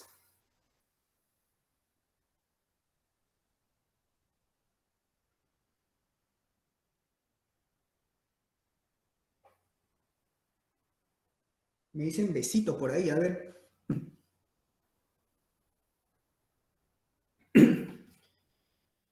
Muy bien, chicos, así me gusta. Así me gusta esa participación, gente. Muy Claro. bien. Me dicen la D, me dicen la Perdón, B. la B. ¿Ya? No te preocupes, amigo, no te preocupes. Vamos a responder esta pregunta de Eco. Gerardo es un joven de 18 años de edad, ya es mayor de edad, que está muy emocionado ya que por primera vez, ojo, no es la primera vez, no seas cochino, que por primera vez irá a votar y a elegir a sus representantes, representativo, para la alcaldía de su distrito, ¿ya? El hecho que pueda sufragar se relaciona con una característica de la República Peruana determinada, independiente, no, independiente no es, unitaria, no, descentralizada, no. O sea, está eligiendo a un representante descentralizado, sí, pero no es la característica como tal. Globalizada, no. Democrática, muy bien, gente, muy bien. Muy bien, chicos. Democrática, democracia. Estamos eligiendo a nuestros representantes que nos van a representar en el ejercicio de poder. Muy bien, chicos. Pregunta número 3. Al toque, según la Constitución. A ver, ¿quién ha tenido mejor oído y quién me ha prestado mayor atención? Esta la resuelve Democracia. ya. La E. Muy bien, gente. Muy bien. Excelente. Excelente. Voy a llorar, chicos. Voy a llorar, de verdad. Voy a llorar. Ni por ella lloré, pero por ustedes, chicos, voy a llorar. Democrático, chicos. Muy bien. Vamos con la pregunta número 4. Pregunta tipo Eco. Lúcete, por favor.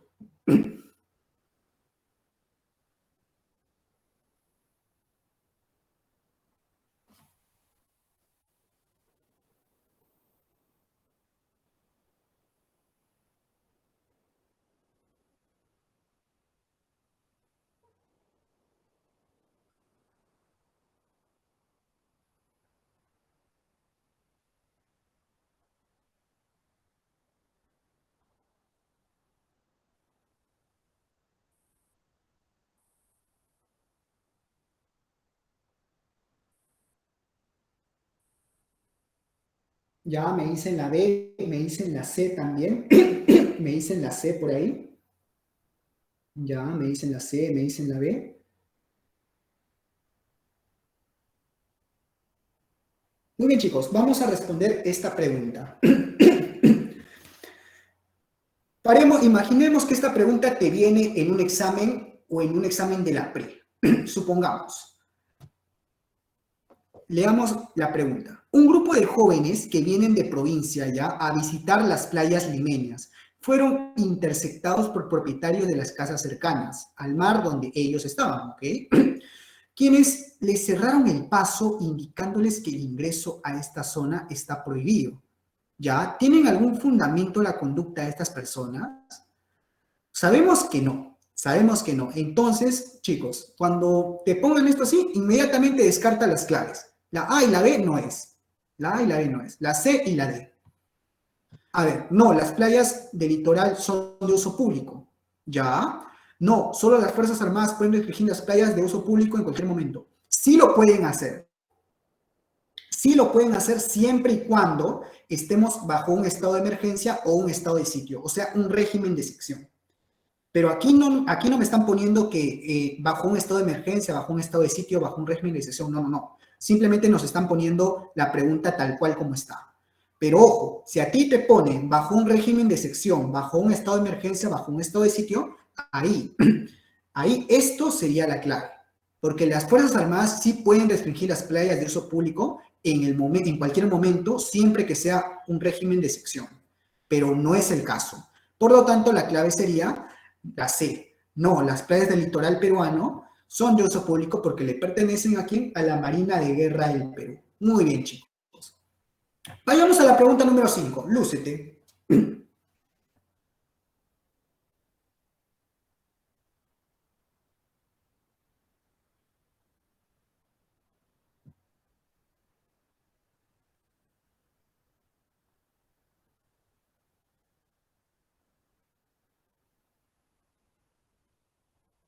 Ya, Yasmín me dice la D. ¿Qué dice el resto, chicos? Ya, Yelisa dice la D. Perdón. La D me dice Yanela. La rata dice la D. La D, Juan, la D. La D me dicen. Muy bien, chicos. A ver, vamos a responder la pregunta. Ah, Mari me dice la A. Mari me dice la A. Ya van dos contradicciones. A ver, vamos a ver cuál es la clave correcta acá. El principal objetivo de la descentralización, ya, vamos a hablar de la descentralización. Ok. Es promover el desarrollo integral del país. Para llevarlo a cabo se pone a disposición de las regiones una serie de recursos cuya administración es responsabilidad de la máxima autoridad. ¿Quién es la máxima autoridad? ¿Ya? La cual es representada por quién. La máxima autoridad cuando estamos hablando de descentralización. Te lo expliqué, amigo. Alcalde es cuando estamos hablando a nivel de pueblitos, ¿no? Nivel de pueblitos, a ver, el presidente de la República, no, el presidente de la República ya es a nivel macro, ya. No, nada que ver con la descentralización. Fuera acá. Canciller, no, tampoco. Gobernador regional, claro, muy bien, chicos, muy bien. El gobernador regional. No puede ser alcalde a mi amiga que puso la letra A. ¿Por qué? Porque el alcalde viene a ser parte del Consejo de Coordinación Regional, acuérdate. El Consejo de Coordinación Regional es el conjunto o es la reunión de los alcaldes que hay en ese departamento, ¿no? Por ejemplo, el departamento de Cusco. ¿Cuántos pueblitos que hay por ahí? Claro, ¿no? Y en cada ese pueblito hay un alcalde. ¿Y cómo se le llama la reunión de esos alcaldes? El Consejo de Coordinación Regional. Pero ¿quién está por encima de ellos? El presidente regional. ¿Y dónde está? En el gobierno regional.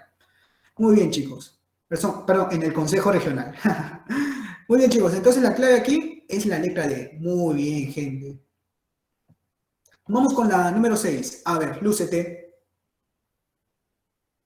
Ya, María, al toque me dijo la clave. La C, dicen la C.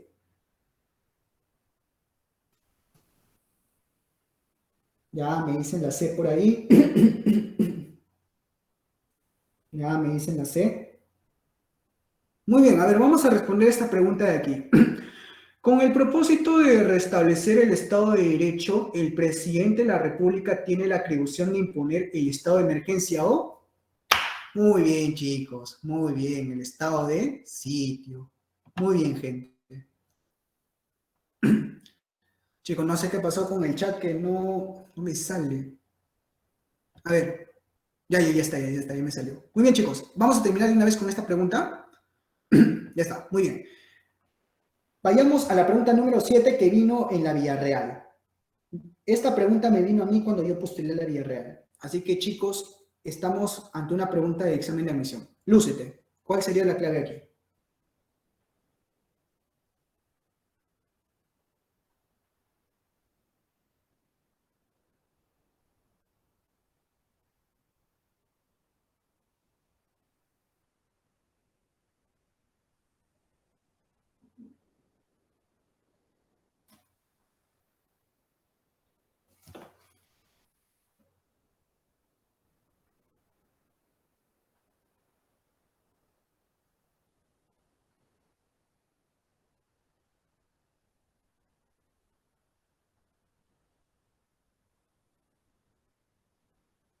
Ya me dicen la D, me dicen la D por ahí. A ver. Chicos, ¿seguro que es la D? No les voy a decir que sí o que no, pero ¿seguros? La A me dicen por ahí, la C. Lía, déjame decirte que has ingresado. Felicidades, Lía. El Estado peruano es la nación jurídica y políticamente organizada, cuyos gobernantes ya son designados mediante elecciones democráticas. Y sufragio universal. Sufragio universal. Ok. Cuyos gobernantes son designados mediante elecciones, ya, y sufragio universal. Por ello afirmamos que su gobierno, ¿qué es? ¿Descentralizado? No. Autoritario tampoco. Autónomo no. Totalitario no. Representativo. ¿Por qué representativo? Porque nos están representando en el ejercicio de poder. ¿Y cómo nos están representando en el ejercicio de poder? ¿Por qué? Porque han sido designados mediante elecciones democráticas. Si aquí me hubieran puesto democracia, al toque tu marca democracia. Pero descentralizado no es. Ya lo acabamos de explicar. Autoritario tampoco. No estamos en un régimen, como por ejemplo, no. Cuando hablamos de autoritario, quiere decir de que el Estado es, de que por encima del Estado no hay nada. Tiene el poder absoluto, pero aquí no tiene nada que ver con eso. Autónomo tampoco, y totalitario tampoco. Entonces la clave es la C, representativo. Muy bien, chicos. Así, chicos, ¿hay alguna duda, alguna pregunta?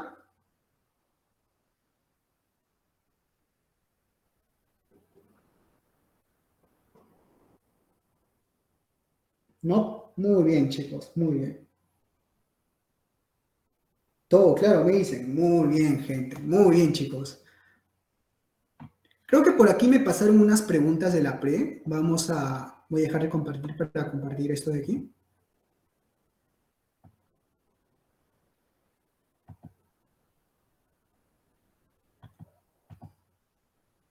Ya, esto es.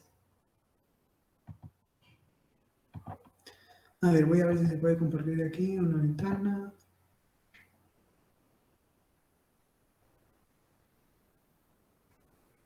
Henry, no puedo compartir la parte de las preguntas que me mandaste. ¿Cómo, profesor? ¿Por qué no lo puede compartir?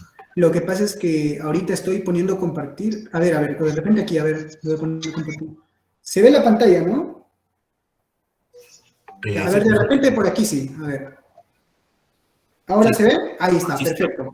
Ya, perfecto, chicos. Pensé que no se podía. Muy bien. Vayamos con la pregunta aquí, la número 1. Alemania y Estados Unidos poseen características singulares, como el hecho que sus estados federados, ya estamos hablando de un estado federal, pongámonos en ese contexto. Son titulares del poder constituyente, ya, poder constituyente, eso lo expliqué la clase pasada en la Constitución, es decir, aprueban su propia Constitución, por lo cual poseen su propio gobierno parlamentario y poder judicial. ¿Se replica en el Estado peruano este modelo? A ver, lúcete.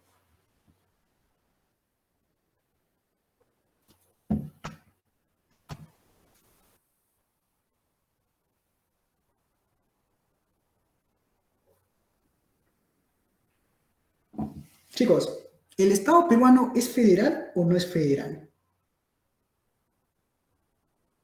Chat o audio. ¿El Estado peruano es o no es federal? No es federal. Muy bien, no es federal. Por lo tanto, la B y la D no va.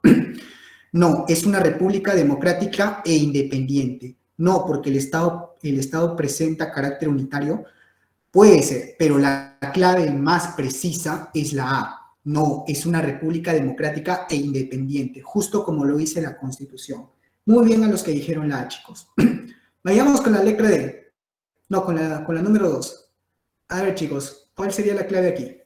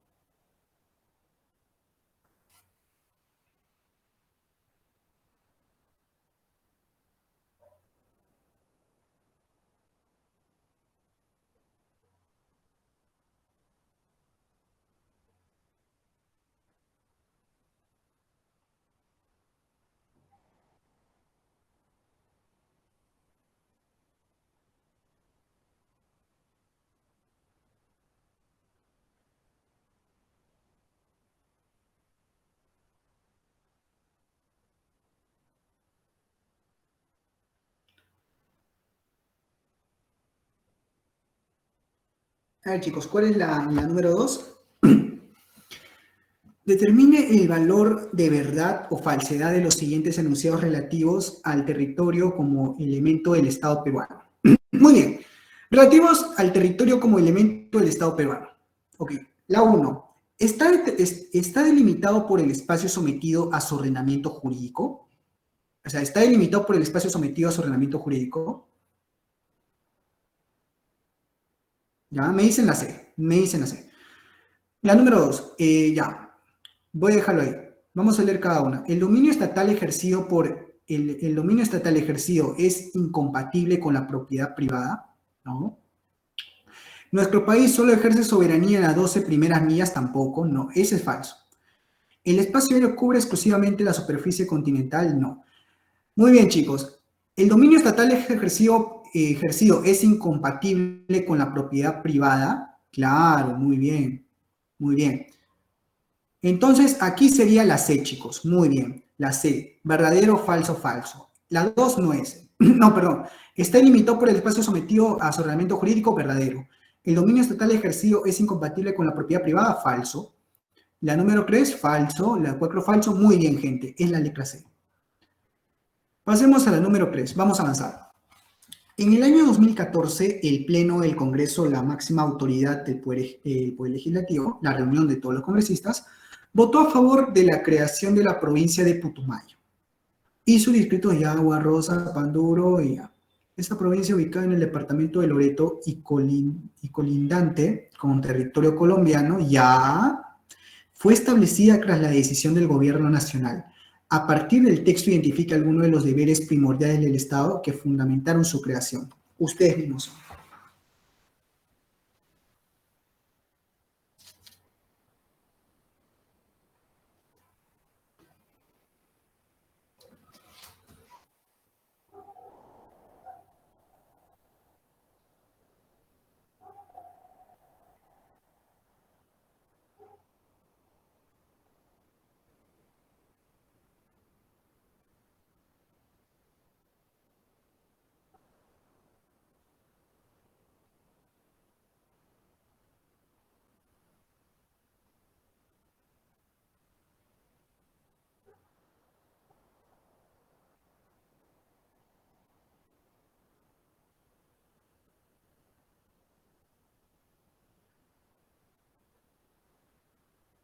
Me dicen la B por ahí. Me dicen la B. La B, me dicen la B por ahí. A ver, pongámonos en contexto. El Pleno del Congreso votó a favor de ¿qué? De la creación de una provincia, de la provincia de Putumayo. ¿Ya? Esta provincia está ubicada en el departamento de Loreto y colindante, o sea, junto con territorio colombiano. O sea, me da a entender de que este territorio, o sea, este territorio que lo han creado, no existía, no existía. Por lo tanto, el gobierno colombiano se lo podía agarrar. ¿Y qué es lo que ha hecho el Pleno del Congreso? Pues ha creado este pueblito llamado Putumayo para que pertenezca al Perú. ¿Ya? A partir del texto, identifique ya. Conforme al contexto que les estoy poniendo, convocar a consultas a la población para que tome decisiones. ¿Se ha consultado a la población, chicos? ¿Se consultó a la población? No. Gestionar procedimientos preventivos para defender la soberanía nacional. ¿Pero por qué procedimientos preventivos? O sea, ¿nos van a invadir acaso? No, para nada. Establecer la política de fronteras y promover el desarrollo fronterizo verdadero, la crecida. La 4, resguardar el territorio, claro, el cual solo comprende el suelo y el espacio geográfico, resguardar el territorio, claro, ¿no? Porque si no, entonces, ¿por qué se ha creado por qué no se ha creado esta provincia? Claro, porque aquí dice que no existía y el gobierno colombiano se lo podía agarrar, por lo tanto se creó. ¿Y para qué se ha hecho? Para resguardar el territorio, claro, resguardar, el cual solo comprende el suelo y el espacio geográfico. Muy bien, entonces aquí sería la 3 y la 4, la B. Muy bien, chicos. Vamos con la 4. ¿Hay más? Sí. Vamos con la 4.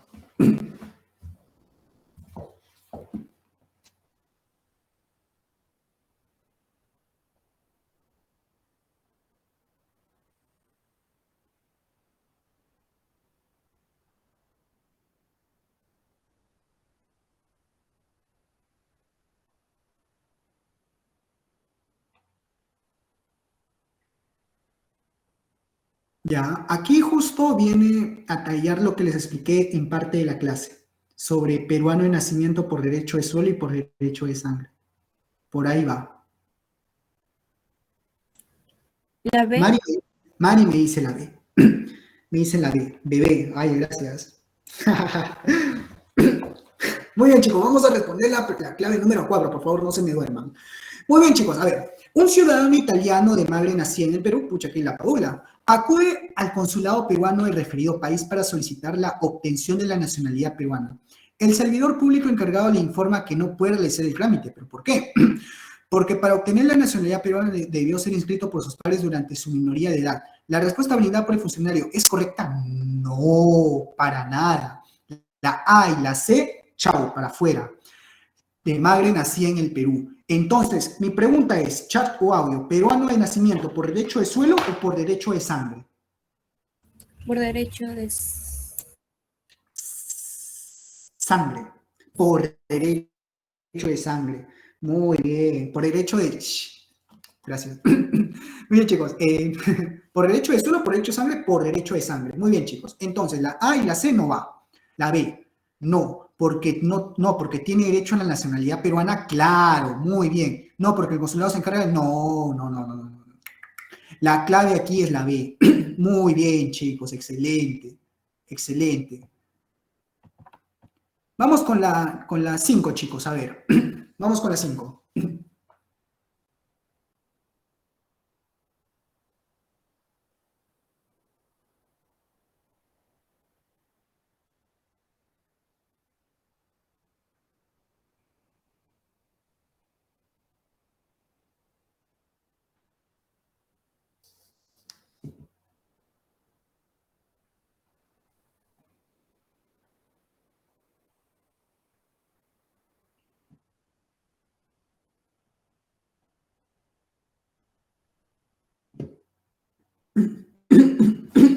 Perdón.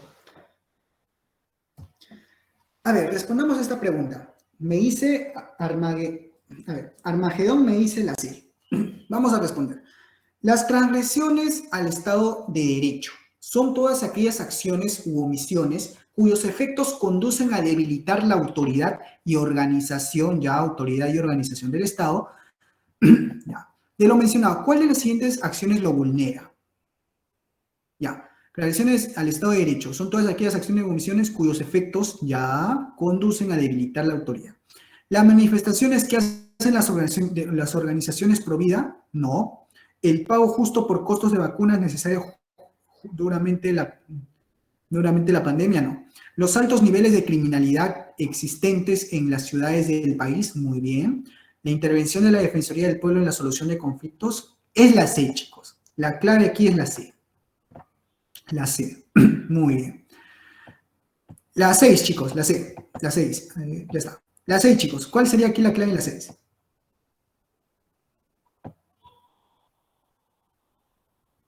Ah, no, esperen. Esto de aquí todavía no, porque aquí todavía no les he hablado sobre qué es una resolución legislativa, un decreto legislativo, así que todavía no, chicos. Esto ya tiene que ver con parte de los poderes del Estado.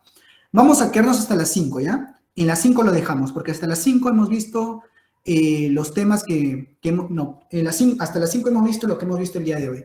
De las 6 hasta las 10 ya tiene que ver con otro tema. Muy bien, chicos, entonces voy a dejar de compartir y vamos a avanzar lo que podamos con garantías constitucionales. Pero hasta ahí, chicos. ¿Alguien tiene alguna pregunta, alguna duda que quiera hacerme antes de cambiar de tema? ¿Algo que de repente no les quedó claro por ahí?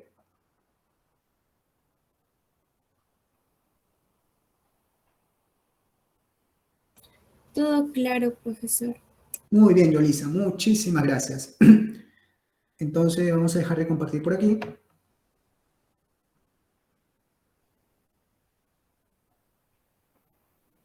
Allá, justo su compañera Mari me está haciendo una pregunta. Profe, ¿una persona puede tener más de una nacionalidad? Pero por supuesto que sí, por supuesto que sí. Mira, Mari, suponga, ya, yo he nacido en el Perú. Yo soy peruano de nacimiento por derecho de suelo. Pero supongamos que mi padre es ecuatoriano y mi madre es colombiana. O sea, ahí tú ya te vas dando cuenta que yo tengo 3 nacionalidades. O sea, yo soy peruano de nacimiento por derecho de suelo. Soy ecuatoriano de nacimiento por derecho de sangre. Y soy colombiano de nacimiento por derecho de sangre. Ah, ahí va, Mari. Ahí va tu respuesta. Allá, canciller. En el caso del canciller es un funcionario que tiene a su cargo la diplomacia del Estado, ¿no? La diplomacia del Estado y también la gestión de los vínculos con el resto de las naciones.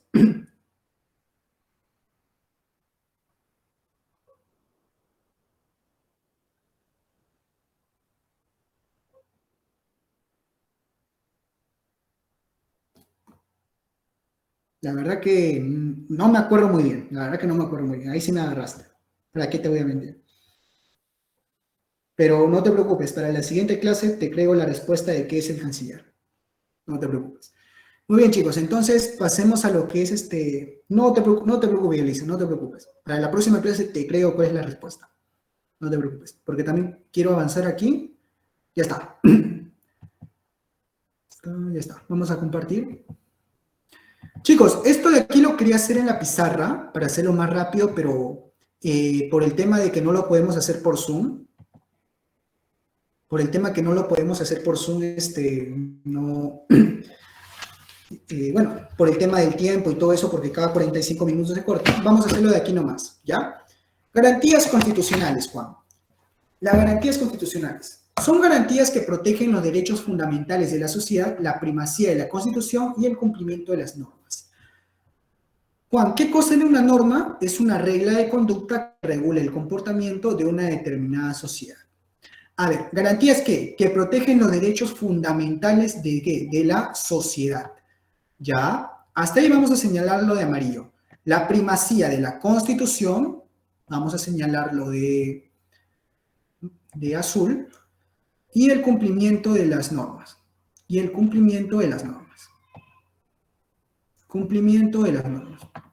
Vamos a señalarlo aquí de verde y esto de aquí de azul. Esto, a ver, de azul. No, perdón, de azul. Perdón, chicos, fallas técnicas.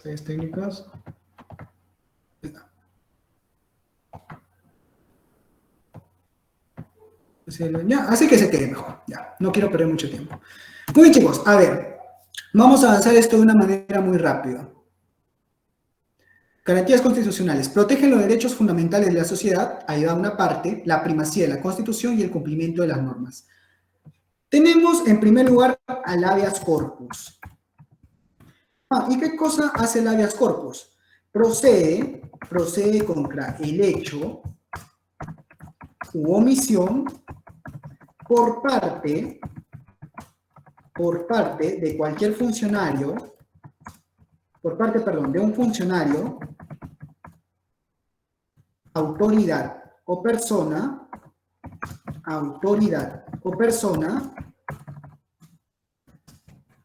que vulnera o amenaza el derecho a la libertad individual. El habeas corpus. Déjenlo por aquí. Ya. Muy bien. Chicos, ¿cuántas garantías constitucionales tenemos? Tenemos en total 6 garantías constitucionales. Por aquí lo voy a poner también. Tenemos 6 garantías. 6 garantías constitucionales. Por si te lo preguntan en un examen, ¿dónde está? Están en el título 5, artículo 200 de la Constitución. Muy bien. Esto de aquí es donde se encuentran. ¿Dónde encontramos las garantías constitucionales dentro de la Carta Magna? En esto de aquí. En el título 5, artículo 200 de la Constitución. Esto de aquí también te lo pueden preguntar. Vayamos al habeas corpus como tal. Habeas corpus. Voy a ponerlo amarillo para que podamos diferenciar mejor. Ya. Habeas corpus. Procede contra el hecho u omisión por parte de un funcionario de autoridad o persona que vulnera o amenace, ¿qué cosa? El derecho a la libertad individual. A ver, chicos, cuando hablamos en el caso de la libertad individual, por ejemplo, ahí tenemos el derecho al libre tránsito, por ejemplo, ahí tenemos el derecho a Ya, a ver, le voy a poner mejor con ejemplos. A ver, supongamos que tú estás transitando libremente por una vía. Estás transitando libremente por una vía y sin embargo te detienen. Te detienen. Y tú agarras y dices, pero ¿por qué me han detenido? O sea, ¿yo qué he hecho, no? Miren, chicos, las únicas dos maneras para que a ti te puedan detener es por una orden de un juez o por delito flagrante. Juan, ¿qué cosa es el delito flagrante? El delito flagrante es cuando tú has cometido un crimen frente a un policía. O sea, el policía te ha visto a ti cometiendo el crimen. Si es por una de esas dos, o bien es por un delito flagrante, o bien por una orden de un juez, ahí te pueden arrestar. Si no es por ninguna de esas dos, ahí tú aplicas un habeas corpus. Por ejemplo, a libre tránsito, ¿de qué otra manera? Allá. Imaginemos, chicos, que yo estoy caminando, ¿no?, por una playa de Miraflores. Y de la nada se me acerca una tía pituca, y me dice, joven, oye, este conero, ¿qué hace caminando por aquí? Fuera acá, esta playa es mía porque yo me compré mi departamento. Señora, disculpe, pero ¿por qué me está impidiendo mi libre tránsito? Señora, ¿qué le pasa? Ay, este conero todavía viene altanero, ¿no? ¿Qué pasa? Señora, disculpe, pero usted sabe que yo puedo aplicar mi habeas corpus, ¿no? Señora, usted sabe que yo puedo aplicar mi habeas corpus, ¿no? Porque usted está yendo en contra de mi derecho a la libertad de tránsito. ¿Qué le pasa? Si estamos hablando de la playa, de los límites marítimos que le pertenecen a la Marina de Guerra del Perú. Ahí la tía dice, ay, no, este conero sabe sus derechos, ¿no? Entonces yo no lo molesto. Entonces, ¿por qué? Porque tú puedes ahí aplicar, por ejemplo, tu habeas corpus, ¿no? A ver, ¿de qué otra manera, chicos? A ver, gracias al habeas corpus, que es una garantía, recuerda, una garantía, ¿esto qué quiere decir? Que te deben dar tu DNI, te deben dar tu DNI y tu pasaporte. Juan, pero ya, eso es una obligación, que me tienen que dar mi DNI y mi pasaporte, pero si de repente no me lo dan, ahí yo aplico un habeas corpus, ¿no? Un habeas corpus. El derecho a la libertad individual. Por ejemplo, ¿alguno de ustedes nos ha preguntado cada vez que a una persona es interrogada? Una persona es interrogada en una comisaría, ¿no? Le dicen, confiesa tu crimen, pero no lo golpean, no lo golpean. ¿Y por qué no lo golpean? Porque el delincuente, lastimosamente, puede aplicar un habeas corpus. Ahí también aplica un habeas corpus. O sea, el delincuente tiene que decir su versión, sí, pero el policía no lo puede golpear, porque si lo golpea, el delincuente puede aplicar un habeas corpus. Ok. Habeas corpus, derecho a la libertad individual. Pasemos a lo que es el habeas data. El habeas data.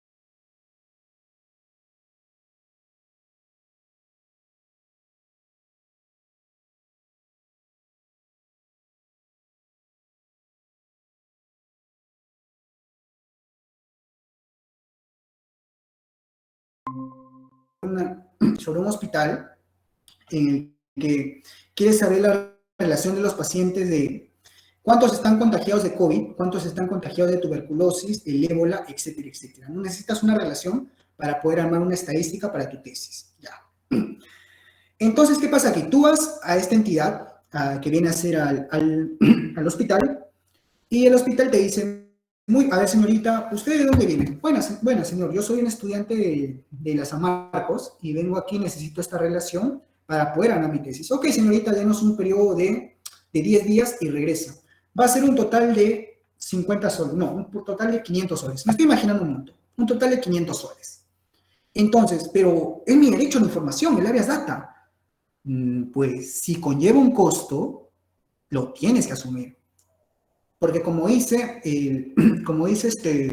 el artículo 2, inciso 6 y 5 de la Constitución Política, que nos dice que sí, el derecho a la información, te tienen que brindar la información, pero si esto conlleva un costo, tú tienes que asumir justamente ese costo. Por ejemplo, a ver, ¿de qué otra manera, Juan? A ver, supongamos que tú eres un estudiante de economía y necesitas saber la historia de la moneda. Vas al Banco Central de Reserva y tú ahora dices, señor, ¿qué tal? Yo soy un estudiante de San Marcos y necesito esta información, por favor, ¿me la puede brindar? Claro, ¿cómo no? Entonces agarra, busca, pues, ¿no? Unas revistas, unas historietas por ahí y te lo da. Mira, amigo, aquí tienes en esta revista la historia de la moneda. Ah, ya, señor, ¿cuánto es? No, no te preocupes, amigo, te lo doy gratis. Ah, ya. Entonces, si te lo brinda gratis, en buena hora, pero si no, tienes que asumir el costo, como se dice. A ver, supongamos que una clínica o una entidad del Estado filtra información tuya y te está vulnerando, y te está vulnerando a ti como persona. Ahí tú aplicas también un Habeas Data, ¿no? Y también tú aplicas un Habeas Data. Esta palabra en la información es bien amplia, por eso es mejor despedazarla, ¿no? Como se dice. Muy bien, chicos, entonces, por tema de tiempo voy a hacer un poco más aquí directo. Habeas Data, derecho a la información. Vamos a pasar entonces con la acción de amparo. La acción de amparo. La acción de amparo es un mecanismo que protege los derechos no reconocidos, no vistos, ni por el habeas corpus, ni el habeas data. Habeas data. Muy bien. Mecanismo que protege los derechos no reconocidos ni por el corpus ni por el data. Ok. Aunque no lo crean, chicos, esto de aquí de la acción de amparo se da en prácticamente un 80%. Aquí se dará en un 10% y aquí también en un 10%. Pero lo que más aplica la ciudadanía es la acción de amparo. A ver, y aquí se rige en dos también. En el despido arbitrario y la libertad de trabajo. Libertad de trabajo. Despido arbitrario, libertad de trabajo. Juan, ¿cómo es esto de libertad de trabajo? O sea, ¿yo puedo trabajar de cualquier cosa? Sí, mi amigo, siempre y cuando sea de manera legal, por supuesto. O sea, yo tampoco no te estoy diciendo que vayas a vender droga, que vayas a vender marihuana, no. Eso ya es algo ilegal. Esto de aquí protege que tú puedes trabajar de lo que tú quieras, pero siempre que sea de manera legal. Y aquí también tenemos, por ejemplo, el despido arbitrario. A ver, voy a ponerles un ejemplo como para poder entender esto. Que justamente lo vi por ahí. Supongamos que estamos en el 28, 29 de julio, ¿no? Las fiestas patrias, justamente. Y ha habido una fiesta acá por mi zona, a la cual yo he acudido. Me he quedado hasta las 2, 3 de la mañana, imagínense. Y yo he estado tomando y todo, ¿no? Y al día siguiente me levanto al mediodía. Pero yo tenía que ir a trabajar a las 8 de la mañana. O sea, yo pertenezco a una empresa, yo soy trabajador obrero de una empresa y yo tengo que estar, mi hora es a las 8 de la mañana. Pero yo por estar en esa fiesta y todo lo demás, me he quedado tomando y me he quedado hasta el mediodía. Después yo me levanto y digo, miércoles, tenía que ir a trabajar, ¿no? Ahora me pongo cualquier cosa y ¡pum! Me voy al trabajo. ¿Y qué pasa? Que baja la administradora y me dice, Juan, ¿pero por qué has llegado tarde? No, señorita, disculpe, es que me quedo celebrando ayer lo de las fiestas patrias. ¿Sabe qué, Juan? Ya estamos hartos de ti. Despedido. Quedas despedido. Y yo, pues, ¿no? Yo regreso triste a mi casa, ¿no? Diciendo, chamare, me han despedido, ¿ahora qué voy a hacer? Y todo lo demás. Y como yo sé que tú eres un capo en cívica, tú me vas a decir, Juan, pero aplica una acción de amparo. Anda, habla con un abogado. Entonces yo voy, consulto con un abogado y le digo, señor, mire, me ha pasado este caso, ¿no? Por llegar tarde me han despedido. A ver, coménteme un poco más, por favor. Y ahí yo le empiezo a contar más detalladamente. El abogado me dice, ya está este caso, ya está. Vamos a aplicar una acción de amparo. ¿Y en qué consiste esto de aquí? Primero, mediante un juicio, el juez cita a la administradora de la empresa en la cual yo estaba laborando. Ok, viene la administradora y nos empezamos a cacarear, ¿no? Cada uno empieza a decir su versión de lo que ha pasado. ¿Qué pasa entonces de que el juez le dice, señora administradora, disculpe, aquí Juan me está diciendo de que lo han despedido simplemente por llegar tarde? ¿Es eso cierto? Sí, responde la administradora. Señora, disculpe, ¿usted sabe que existe la Ley General del Trabajo? ¿Qué es eso?, dice la administradora. Tráigame al secretario, por favor. Viene el secretario, chévere. Señorita, esta es la Ley General del Trabajo. Dígame aquí, porque en la Ley General del Trabajo hay sucursales. Dígame aquí, ¿en qué sucursal dice que llegar tarde a trabajar es motivo de despido? Dígame qué sucursal llegar tarde al trabajo es motivo de despido. No sé, voy a estar esperando, pero dime ahí en qué parte dice eso. Y la administradora, pues, pucha, ¿no? Se pone a pensar, oye, pero aquí no hay nada, ya, he cometido un error. He cometido